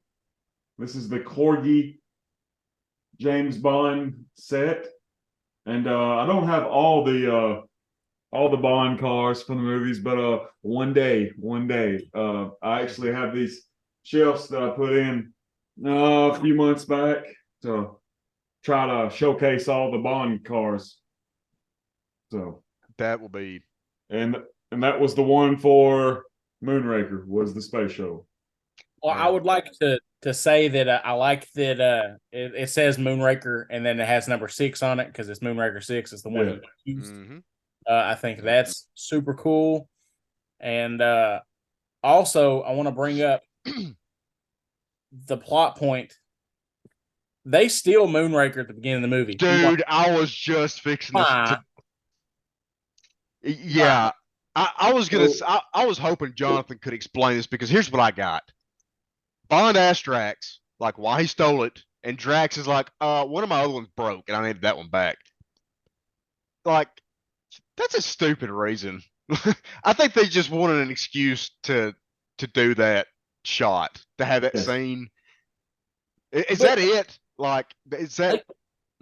That's all I know. All right. Well, they could have just showed them transporting it. Like, it would not. You didn't have to do that. I know. Yes. Yeah. The most idiotic thing about this movie for me is that like it. And also, are those the same two dudes that were like in the ambulance and in the gondola chase scene? The guy I don't know. It could. I don't know. I wish IMDb would like give the actors names like scene by scene. Yeah. Well, I mean, it's Um, the Internet Movie Database, man. yeah. Actually, you can go through the pictures and it'll tell you which actors are in it, but I only So made that might work. so that reference 'cause one thing I just do found want to out. say is when they talk about Ken Adam, Yes, we do. I mean this whole space station thing, man, it's all Ken Adam. And of course I think we're supposed to kind of view this as like showing off the Death Star. I don't, you know what I mean? Like, Yeah. is that I kind of got the same vibe. Okay, so what year is this? 79. 79? Star So, Wars 77. so let me look up something real quick. I think Star Trek: The Motion Picture is 78. Okay. Um, I'm glad you brought up Ken Adam because that's something that I wanted to say uh earlier when Colton brought up the sets. Dude, if I was Ken Adam, I would be so pissed. Like, I would be like, man, I designed and built this beautiful set for this scene. Yeah. Are you serious? uh, that's a little harsh, but like, I don't know. It sometimes it just seems like the movie's kind of relying too much on the sets, so they're like, we don't have to write anything Yeah. intelligent, you know. The beautiful set that Ken Adam designed for us will do a lot of heavy lifting. But with that being said, it's a beautiful looking set. All of his sets are beautiful. Yes. So, not to interrupt, but you were talking about the movie looking like that being like the Death Star, and I was saying it's like Star Trek: The Motion Picture. Star Trek: The Motion Picture came out after this film in 1979, but Okay. a lot of the set pieces in Star Trek: The Motion Picture, like that aren't like miniatures or whatever, like the insides of like the Enterprise and everything, look a lot like Ken Adams said in this movie. And also like it couldn't have taken inspiration from this movie because I mean, Right. obviously it came out. This movie came out in June. Moonraker came out in June. That movie came out in December. So it's just completely coincidental. So I obviously Star Trek probably had a different set designer, right? Oh yeah, I don't Okay. know who designed the set, but they look like they look a lot alike. Also, What is the name of that movie? Is it just Star Trek the Motion Picture? yes, which I Okay. think is a horrible film. But yes. Also, I'm not talking bad about it. I know where this is about Bond. That movie is inferior to A New Hope by far. Which one? The Star Trek movie or Yeah, Moonraker? A New Hope is the way better 70s space movie. Yeah. Uh, I love A New Hope. I I really do. love A New Hope too. And I'm entirely unapologetic about it. Like I I'm the same. yeah. But also, I will say I like the space set for this. I kind of was like hoping for more from with as excited as I was about the Stromberg's Atlantis. Mhm. It looked more Star Warsy than this space shuttle, if that makes sense. Yeah. I understand. But Yeah. I was just a little disappointed. I still think it's cool, and I'm sorry that I went off on a tangent, you No, guys. you're good. Well, no, I mean that's the whole point was So to talk about Ken Adam, and that's what you did. So yeah. But I love his work. So I did too. Go Yeah, ahead, Ken Jonathan. Adam is amazing. So what about the space battles that we're getting and the turning of Jaws to the good side? Oh God. okay, I know I'm probably in the minority here. Shut up. Don't just don't even, dude. I love when Jaws turned sides God. because it shows you that even this man and his wicked ways can be tamed by a little bit of love. Oh, okay. Did you pick up on this? So after Bond kills the when he kills Pedro, um we see Drax on the phone and he's like, he's basically like, yeah, get him if if he's available. Who's he on the phone with? Where do you order henchmen from in this universe? From Smurfs. I guess. He's on loan from Smurfs, man. That's all it was. Yeah. He's calling up the henchman hotline. Yeah. That's better than mine. I'm sorry. Yeah, that makes a lot more sense. I'm sorry. I just heard that from Calvin Dyson. That's where I got that Oh, Shout out to Calvin Dyson. Dude, usually I will watch one of his reviews before we do this. I love Calvin, man. Just to I didn't this time because I was like, I hope that watching these isn't really like influencing my opinion. So I didn't this time, but it seems like it is anyway. So well, I mean, the way I see it, I mean, I could watch a review of his because me and his views on stuff are dramatically different most of the time. I mean, okay. so I mean, I could watch something and it'd be all right from him because me and him we do have a lot of differing opinions on stuff. But I mean, Yeah, I think it's good when you like a piece of media and you can enjoy a content creator's final result of something, completely disagree with them, and still enjoy it. yes, yeah, exactly. That shows you that they're putting out good quality. Yes. yeah. I was just fixing to say a lot of it has to do with the quality and also the personality of the presenter. I feel like if I did that, I would not pull it off as well. But You're a very likable guy. Yes. Well, I've been me for 29 years, and well, let's just say in that much time, you learn not to like me. I don't think so, man. I'm kidding. I don't pick up on your humor, Caleb. Anyway, so what do you think about the way that Drax is done away with? Well, we didn't talk about the space battle. I have nothing to say about the space battle. It's absolutely dog poop. Dude, I'll say this since you're twisting my arm. Cubby Broccoli toted this science fact thing that we talked about earlier. Explosions in space, dude. Come on. That is like kindergarten level stuff. Well, not even explosions. Like, I'm fine with an explosion in space. Like, the Death Star explodes, but it's not a flaming ball. That's what I meant. Okay, yeah. I guess I didn't phrase it correctly.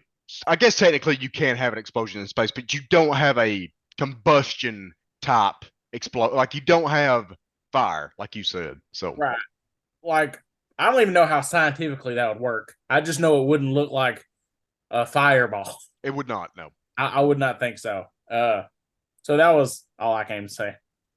And I'm not saying this like I'm some space expert, but I know that there is no oxygen in space, and fire requires oxygen. There's also no sound in space except for that's yep.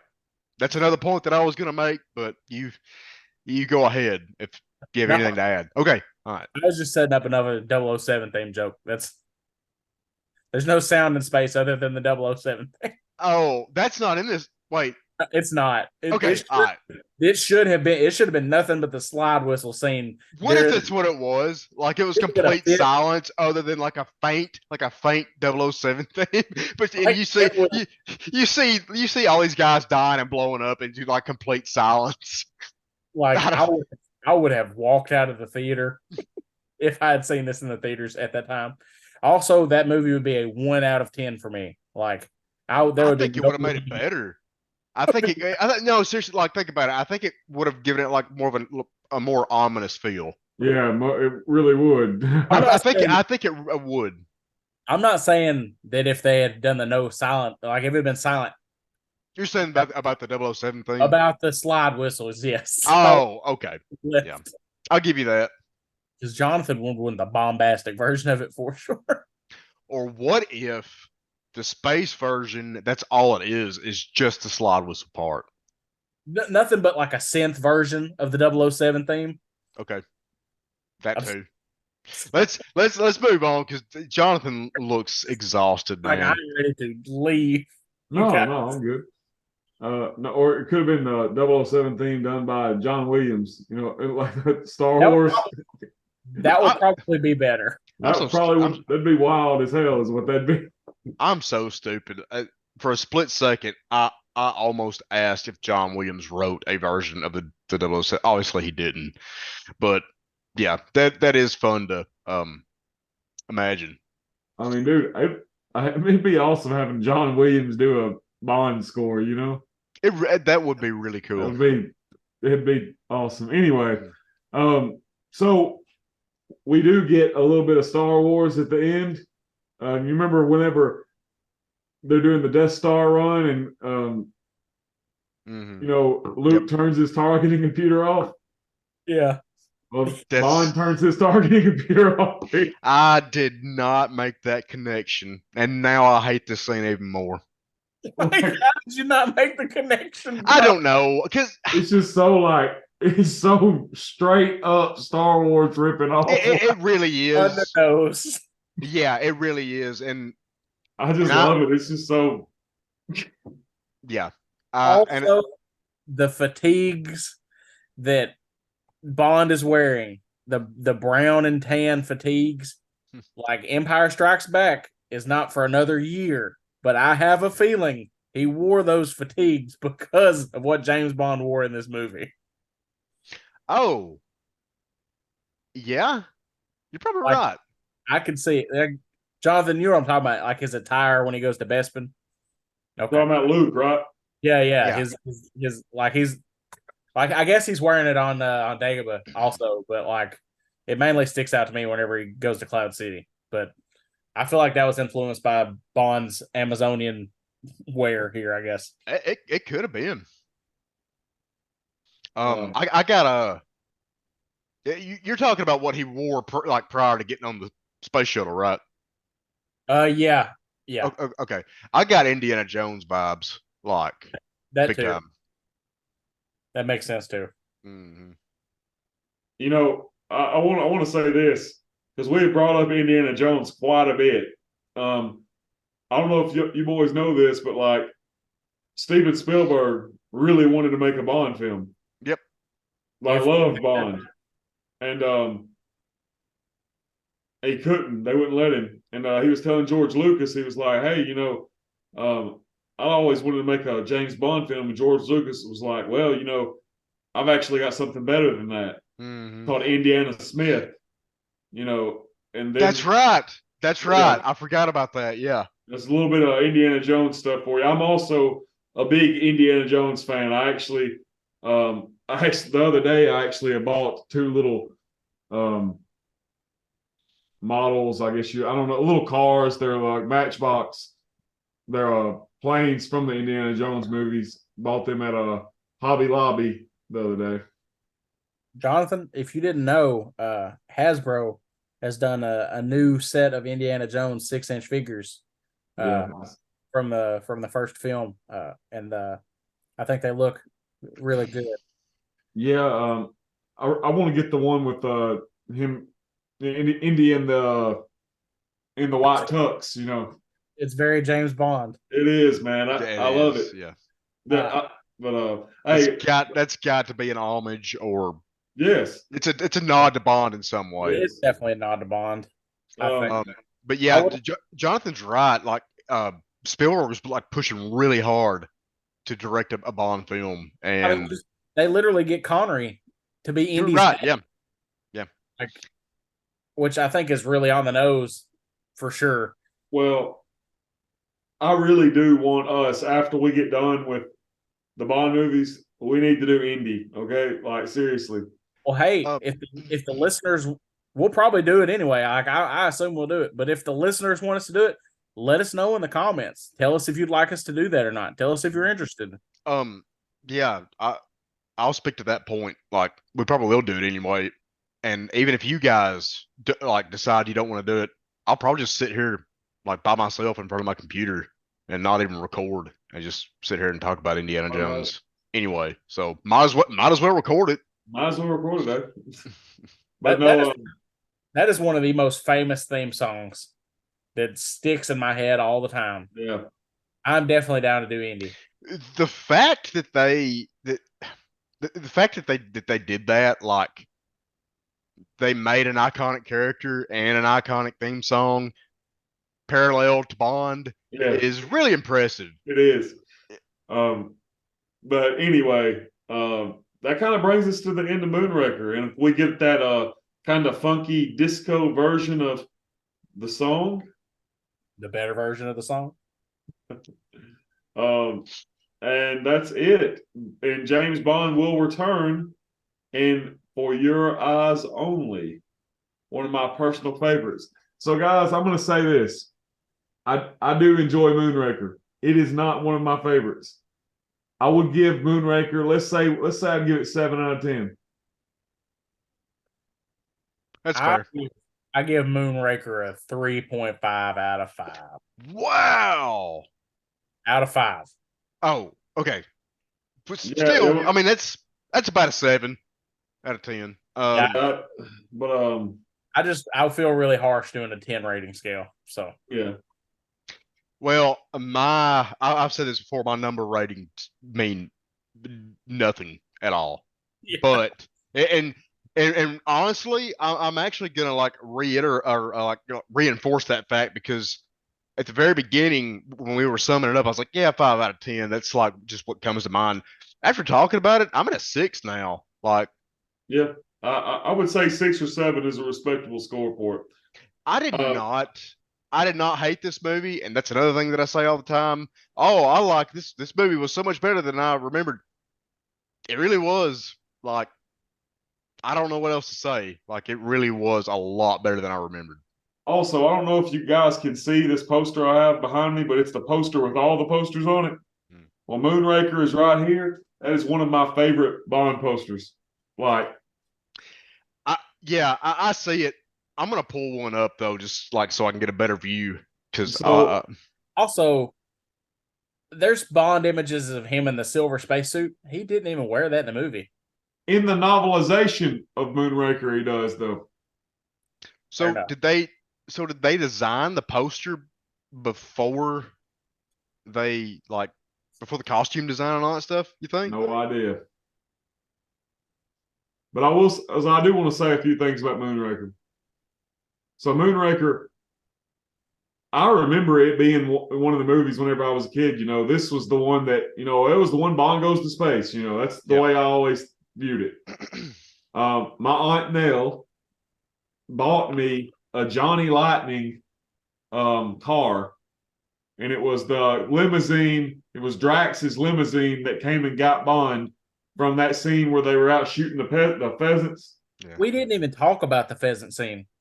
I touched on it a little bit. Yeah, we touched on it a little bit. You want to know something, Jonathan? It wasn't until you just said that I remember. I think I've got that same car, and I usually like try to bring if I've got something associated with movie, I'll bring it. And I forgot all about that. It probably because like you said, this was not one of my favorite movies. But see, I don't know where I lost my car, which is weird because I usually took really good care of my Bond stuff as a kid. Oh, that's right. I stole it from you. That's where it went. Taylor's dad's house. But no, to this day, I wonder what in the hell happened to that little Mercedes Benz or whatever it was, Bentley, whatever it was, limousine. But yeah, But I remember my Aunt Nell bought me that whenever I was a kid, and she tells me, I know how Moonraker is one of your favorites. Oh. And dude, I don't know, to this day, I don't know if she just said that or if I had said Moonraker was a favorite, because I was a big Star Wars fan too as a kid. Like, that's probably too much, but I was. That's probably what she was thinking. Yeah. But I know, Colton, I know I don't talk about Star Wars that much, but I was actually a pretty big Star Wars fan whenever I was a little boy. Like, he said, yeah, I don't really talk about Star Wars that much because I try to keep this podcast on track. John, I already know you're a big Star Wars fan because you've played both Knights of the Old Republic games, and that's as niche as you can get in Star Wars fandom. So Really? yeah, like those games, like they were super like popular in their circles. Not a lot of Star Wars fans have played them because of Wow. they don't like the turn-based style. And I was just about to ask. I played one, and I couldn't remember if it was turn based or not. But yeah, that answers my question. I didn't like it. I'm sorry. Yeah, I hate turn based games except for Civ. Would that be considered turn based? It would, See, right? it was turn based. Yeah, I like if it's like a top down strategy game, I don't mind it, but yeah, I just didn't like it, and that doesn't mean it's a bad game. That's just I'm probably poor taste on my part. I'm gonna tell you, Caleb, those games are my two favorite games of all time. Well, I'm sorry for ruining our friendship. It's okay. It doesn't matter. I don't care what other people think about it. Like, Yeah, I know. I'm just, I'm not. I care about what you think, but like nothing, nobody can ruin those two games for me. And trust me, people have tried. I They feel are the perfect games. Yeah, I feel- they're I feel- definitely perfect games. I feel the same. I feel the same way about GoldenEye, and I'll be the first. It probably is my all time favorite video game, and I will be the first to tell you it has aged like milk. See, I'm not that hard on GoldenEye. I don't think it's aged that bad. I think it's. I can I still mean- pick the thing up and play it. Oh yeah, and I can too, but a lot of that is because it's just because like of the memories that I have attached to it, and because it's part of the Bond franchise. But it hasn't aged. Maybe aged like milk is too harsh because I can look at a lot of other games from that same time period, and some of them really have aged poorly. Yeah, I just it just does not run that smooth on the original like N64 hardware. So Well, I mean, I really want to like GoldenEye because I have good memories playing GoldenEye with my cousins. I'll tell you what you need to do. I just can't do the controls. Download it on an emulator. Play with mouse and keyboard. That is the best way to play it. Yeah, I truly do believe that too. I Because back you up on that. it runs at 60 frames. And the controls. I mean, dude, anybody can aim with one of these. So Well, I mean, from what I've played of it, it reminds me of the Jedi Knight games. The games about Kyle Katarn. Like, that's what it looks like to me, graphics-wise and shooting-wise. I don't know if Yeah. John's played those. I don't think I have. I did I did have the pod racing game for Nintendo 64. Now, Like- this pod race, You know what? It was pod racing. it is pod race. All right. Ready to go, guys. I'm sorry. Yeah, my bad. Well, if GoldenEye gets brought up, I mean, yeah, which I think I'm the one that brought it up. So But no, like so any final words you want to say? One thing I do want to talk about Moonraker is the legacy Moonraker has. I mean, Moonraker is one of the highest grossing Bond movies ever. Yeah. I mean, it took Bond to new places. I'll be honest with you. One of my favorite Bond games is 007 Nightfire. The plot of Nightfire is very influenced by Moonraker. You go to space at the end of the game, and I love it, dude. I forgot about that. I never really hated the fact that Bond went to space. I mean, I don't see anything really bad about that. You know, that idea. It's just some of the special effects of the movie. I don't know about. Well, I want to say this, John.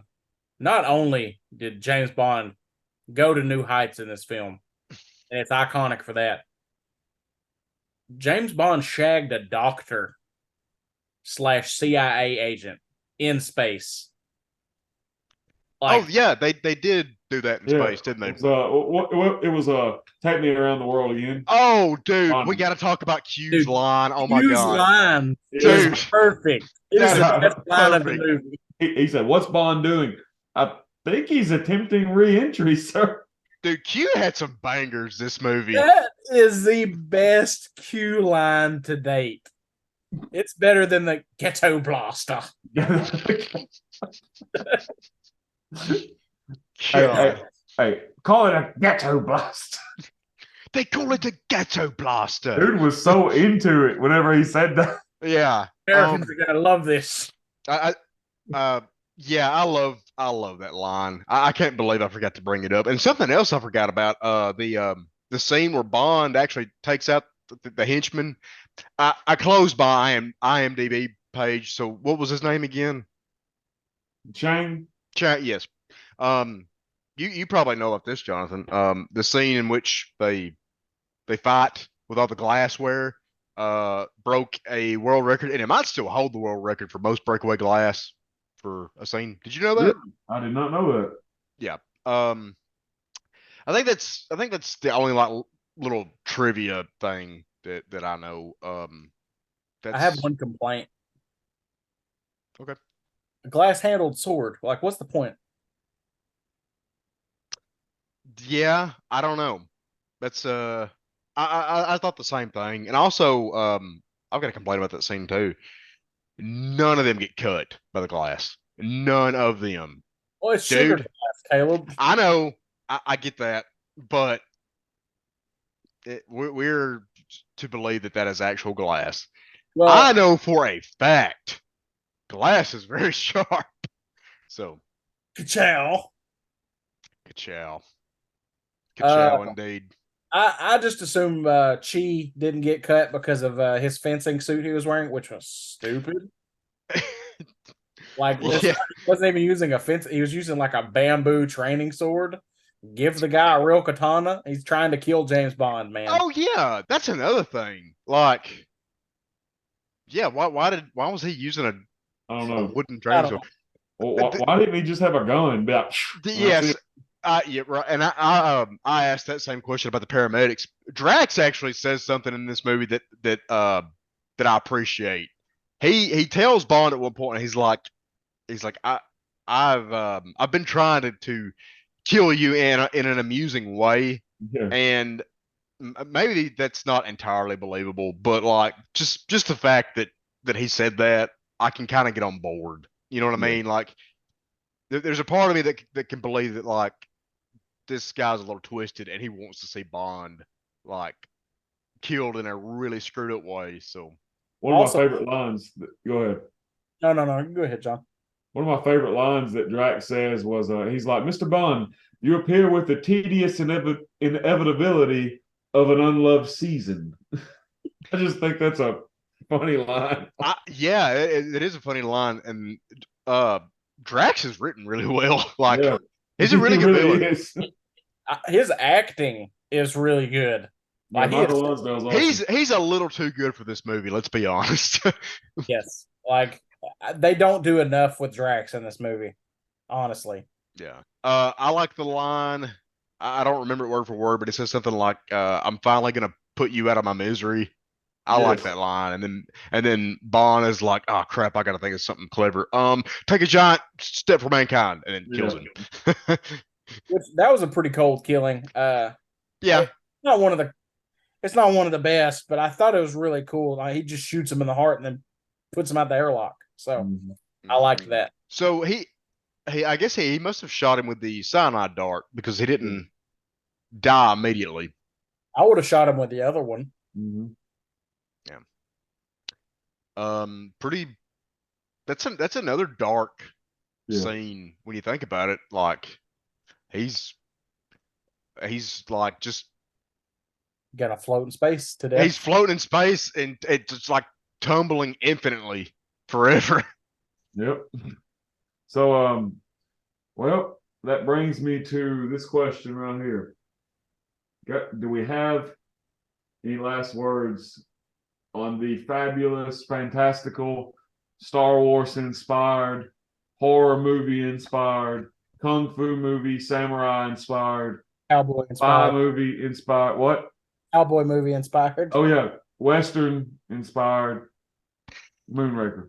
Everybody likes to say this is the Star Wars Bond, but you got to admit it's like they threw every genre at Yeah, this just movie. it's like whatever, Hor- man. Just throw 'em in Horror, there. like we didn't talk about that scene enough, and I won't dwell on it, but like the Jaws scene where he's in the clown costume, it was creepy. Yeah, It was creepy. I'll say that this movie gets a pass for me. I don't adore it, but I thoroughly enjoyed it. If somebody's getting into Bond, don't start with this movie, but definitely watch it at some point during your watch through. I would actually, Acquire. Go ahead. I would actually say if you're getting into Bond, watch this movie. I was gonna say acquire a love for Bond first, because if this is your first one, it might turn you off. Well, like you don't really get a good sense of who Bond is as a character in this movie. Yeah. You really don't. Yeah, that's a good point. He does Also, like things, but that's about it. before we leave, I do want to say this. I want to plug these movie novelizations. This is the one for The Spy Who Loved Me. I for some reason forgot to bring my Moonraker novelization out here, but Christopher Wood, the guy that wrote the screenplays, or one of the writers for the screenplays, made a novelization of The Spy Who Loved Me and made one of Moonraker, and you could read worse books. They're awesome. I love them. I do think the Spy Who Loved Me novelization is better than the Moonraker one, though. Just honestly. But that being said, it's still a good novelization. So yeah, go buy the novelization of both those books. Read. I wish they would reprint them, because the ones I have are like, I'm pretty sure they're the first printing of the book. I mean this one even says the book of the film on it. Like, Probably came it was around the same time as the movie. yeah. So, What was the pub date for that? 1977. Yeah. Oh, because that was the spy. That was the year of the Spy Who Loved Me. So it came out at the same time as the movie. Yeah. I would say read Moonraker the book. It's completely different than the movie. Yes. It's a fantastic read. Yes. Especially the mustaches on Hugo Drax's his goons. I love them, man. It's the Well, they're mustache. Germans. They gotta have mustaches.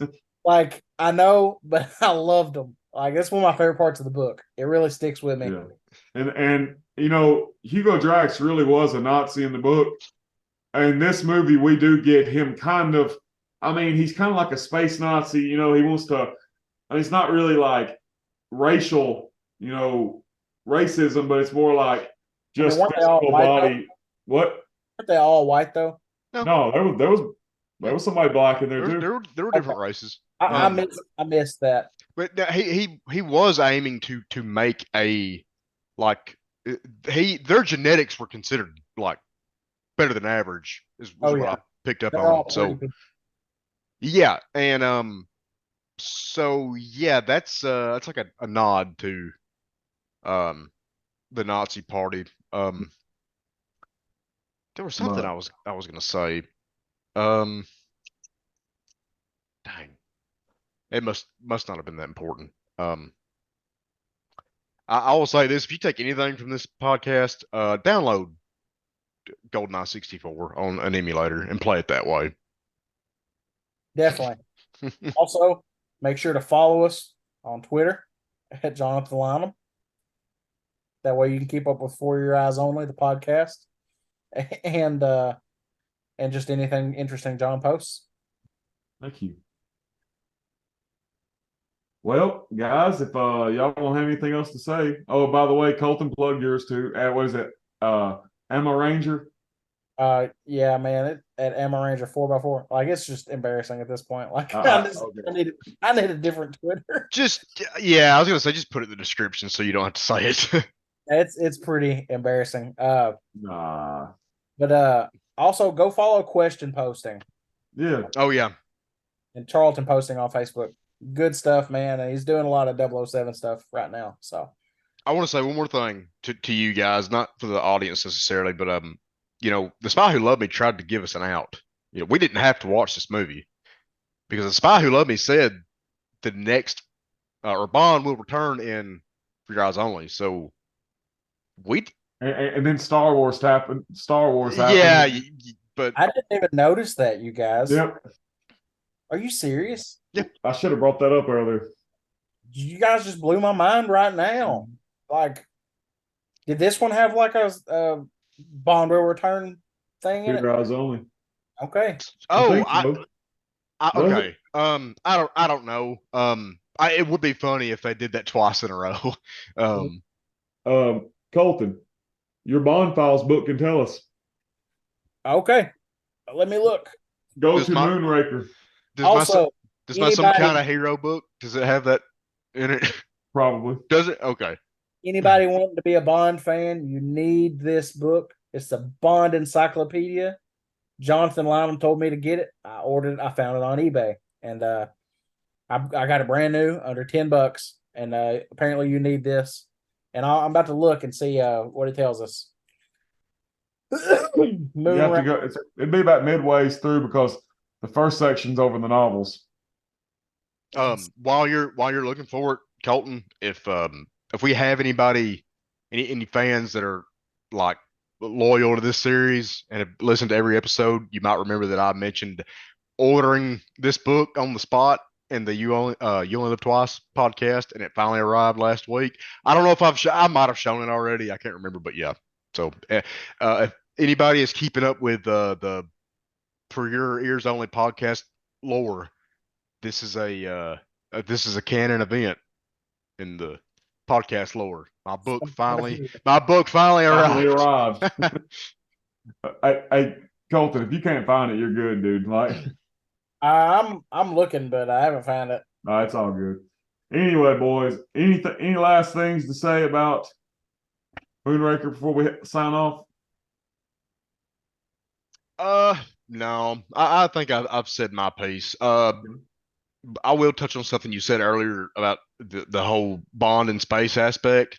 I don't mind that either, really. Like, I think it was done well in Nightfire, honestly. Yeah, me too. I think if the execution is there, then it's fine. It just was not done well in this movie. If like Colton said, if they could have found a way to wrap it up at the I don't know, mission control place, it would have been a lot better.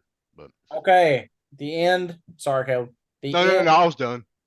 The end of Moonraker says James Bond will return in For Your Eyes Only, this time for real. So there we go. That's from the Bond Files by Andy Lane and Paul Simpson, expanded and updated. Yeah, I wish they would. Go ahead. I'm sorry. It does not say this time for real in the credits, though, right? No, that would be hilarious. It's probably just a book thing. Yeah. Okay. But yeah, like those dudes need to come back and update that book. Like I would pay money for it. They're still alive. We should get them on the podcast because they did a lot for the fandom just by making this book. Yes. But anyway, so that's not like an Eon thing. No, it's unofficial. That's cool. That's really cool. But that's say unofficial. Hey, we need to look them up, Colton, and see what we can find. They're probably on Twitter. I mean, a lot of authors are on there. Yeah. But all right, guys. We will see you next time. And For Your Eyes Only, a personal favorite of mine. So I do hope that Colton and Caleb like it. I'll already tell you, I like it. It is one of my favorites. Good. So. Well, all right, boys. Until we meet again, Jonathan Lynham signing off. Colton Flat. Find out next time on Dragon Ball Z. Dude, I never know what to say here. I really don't. So bye. Bye. Later, boys. Bye, guys. Thank you for joining us on For Your Ears Only, Episode 11, Moonraker.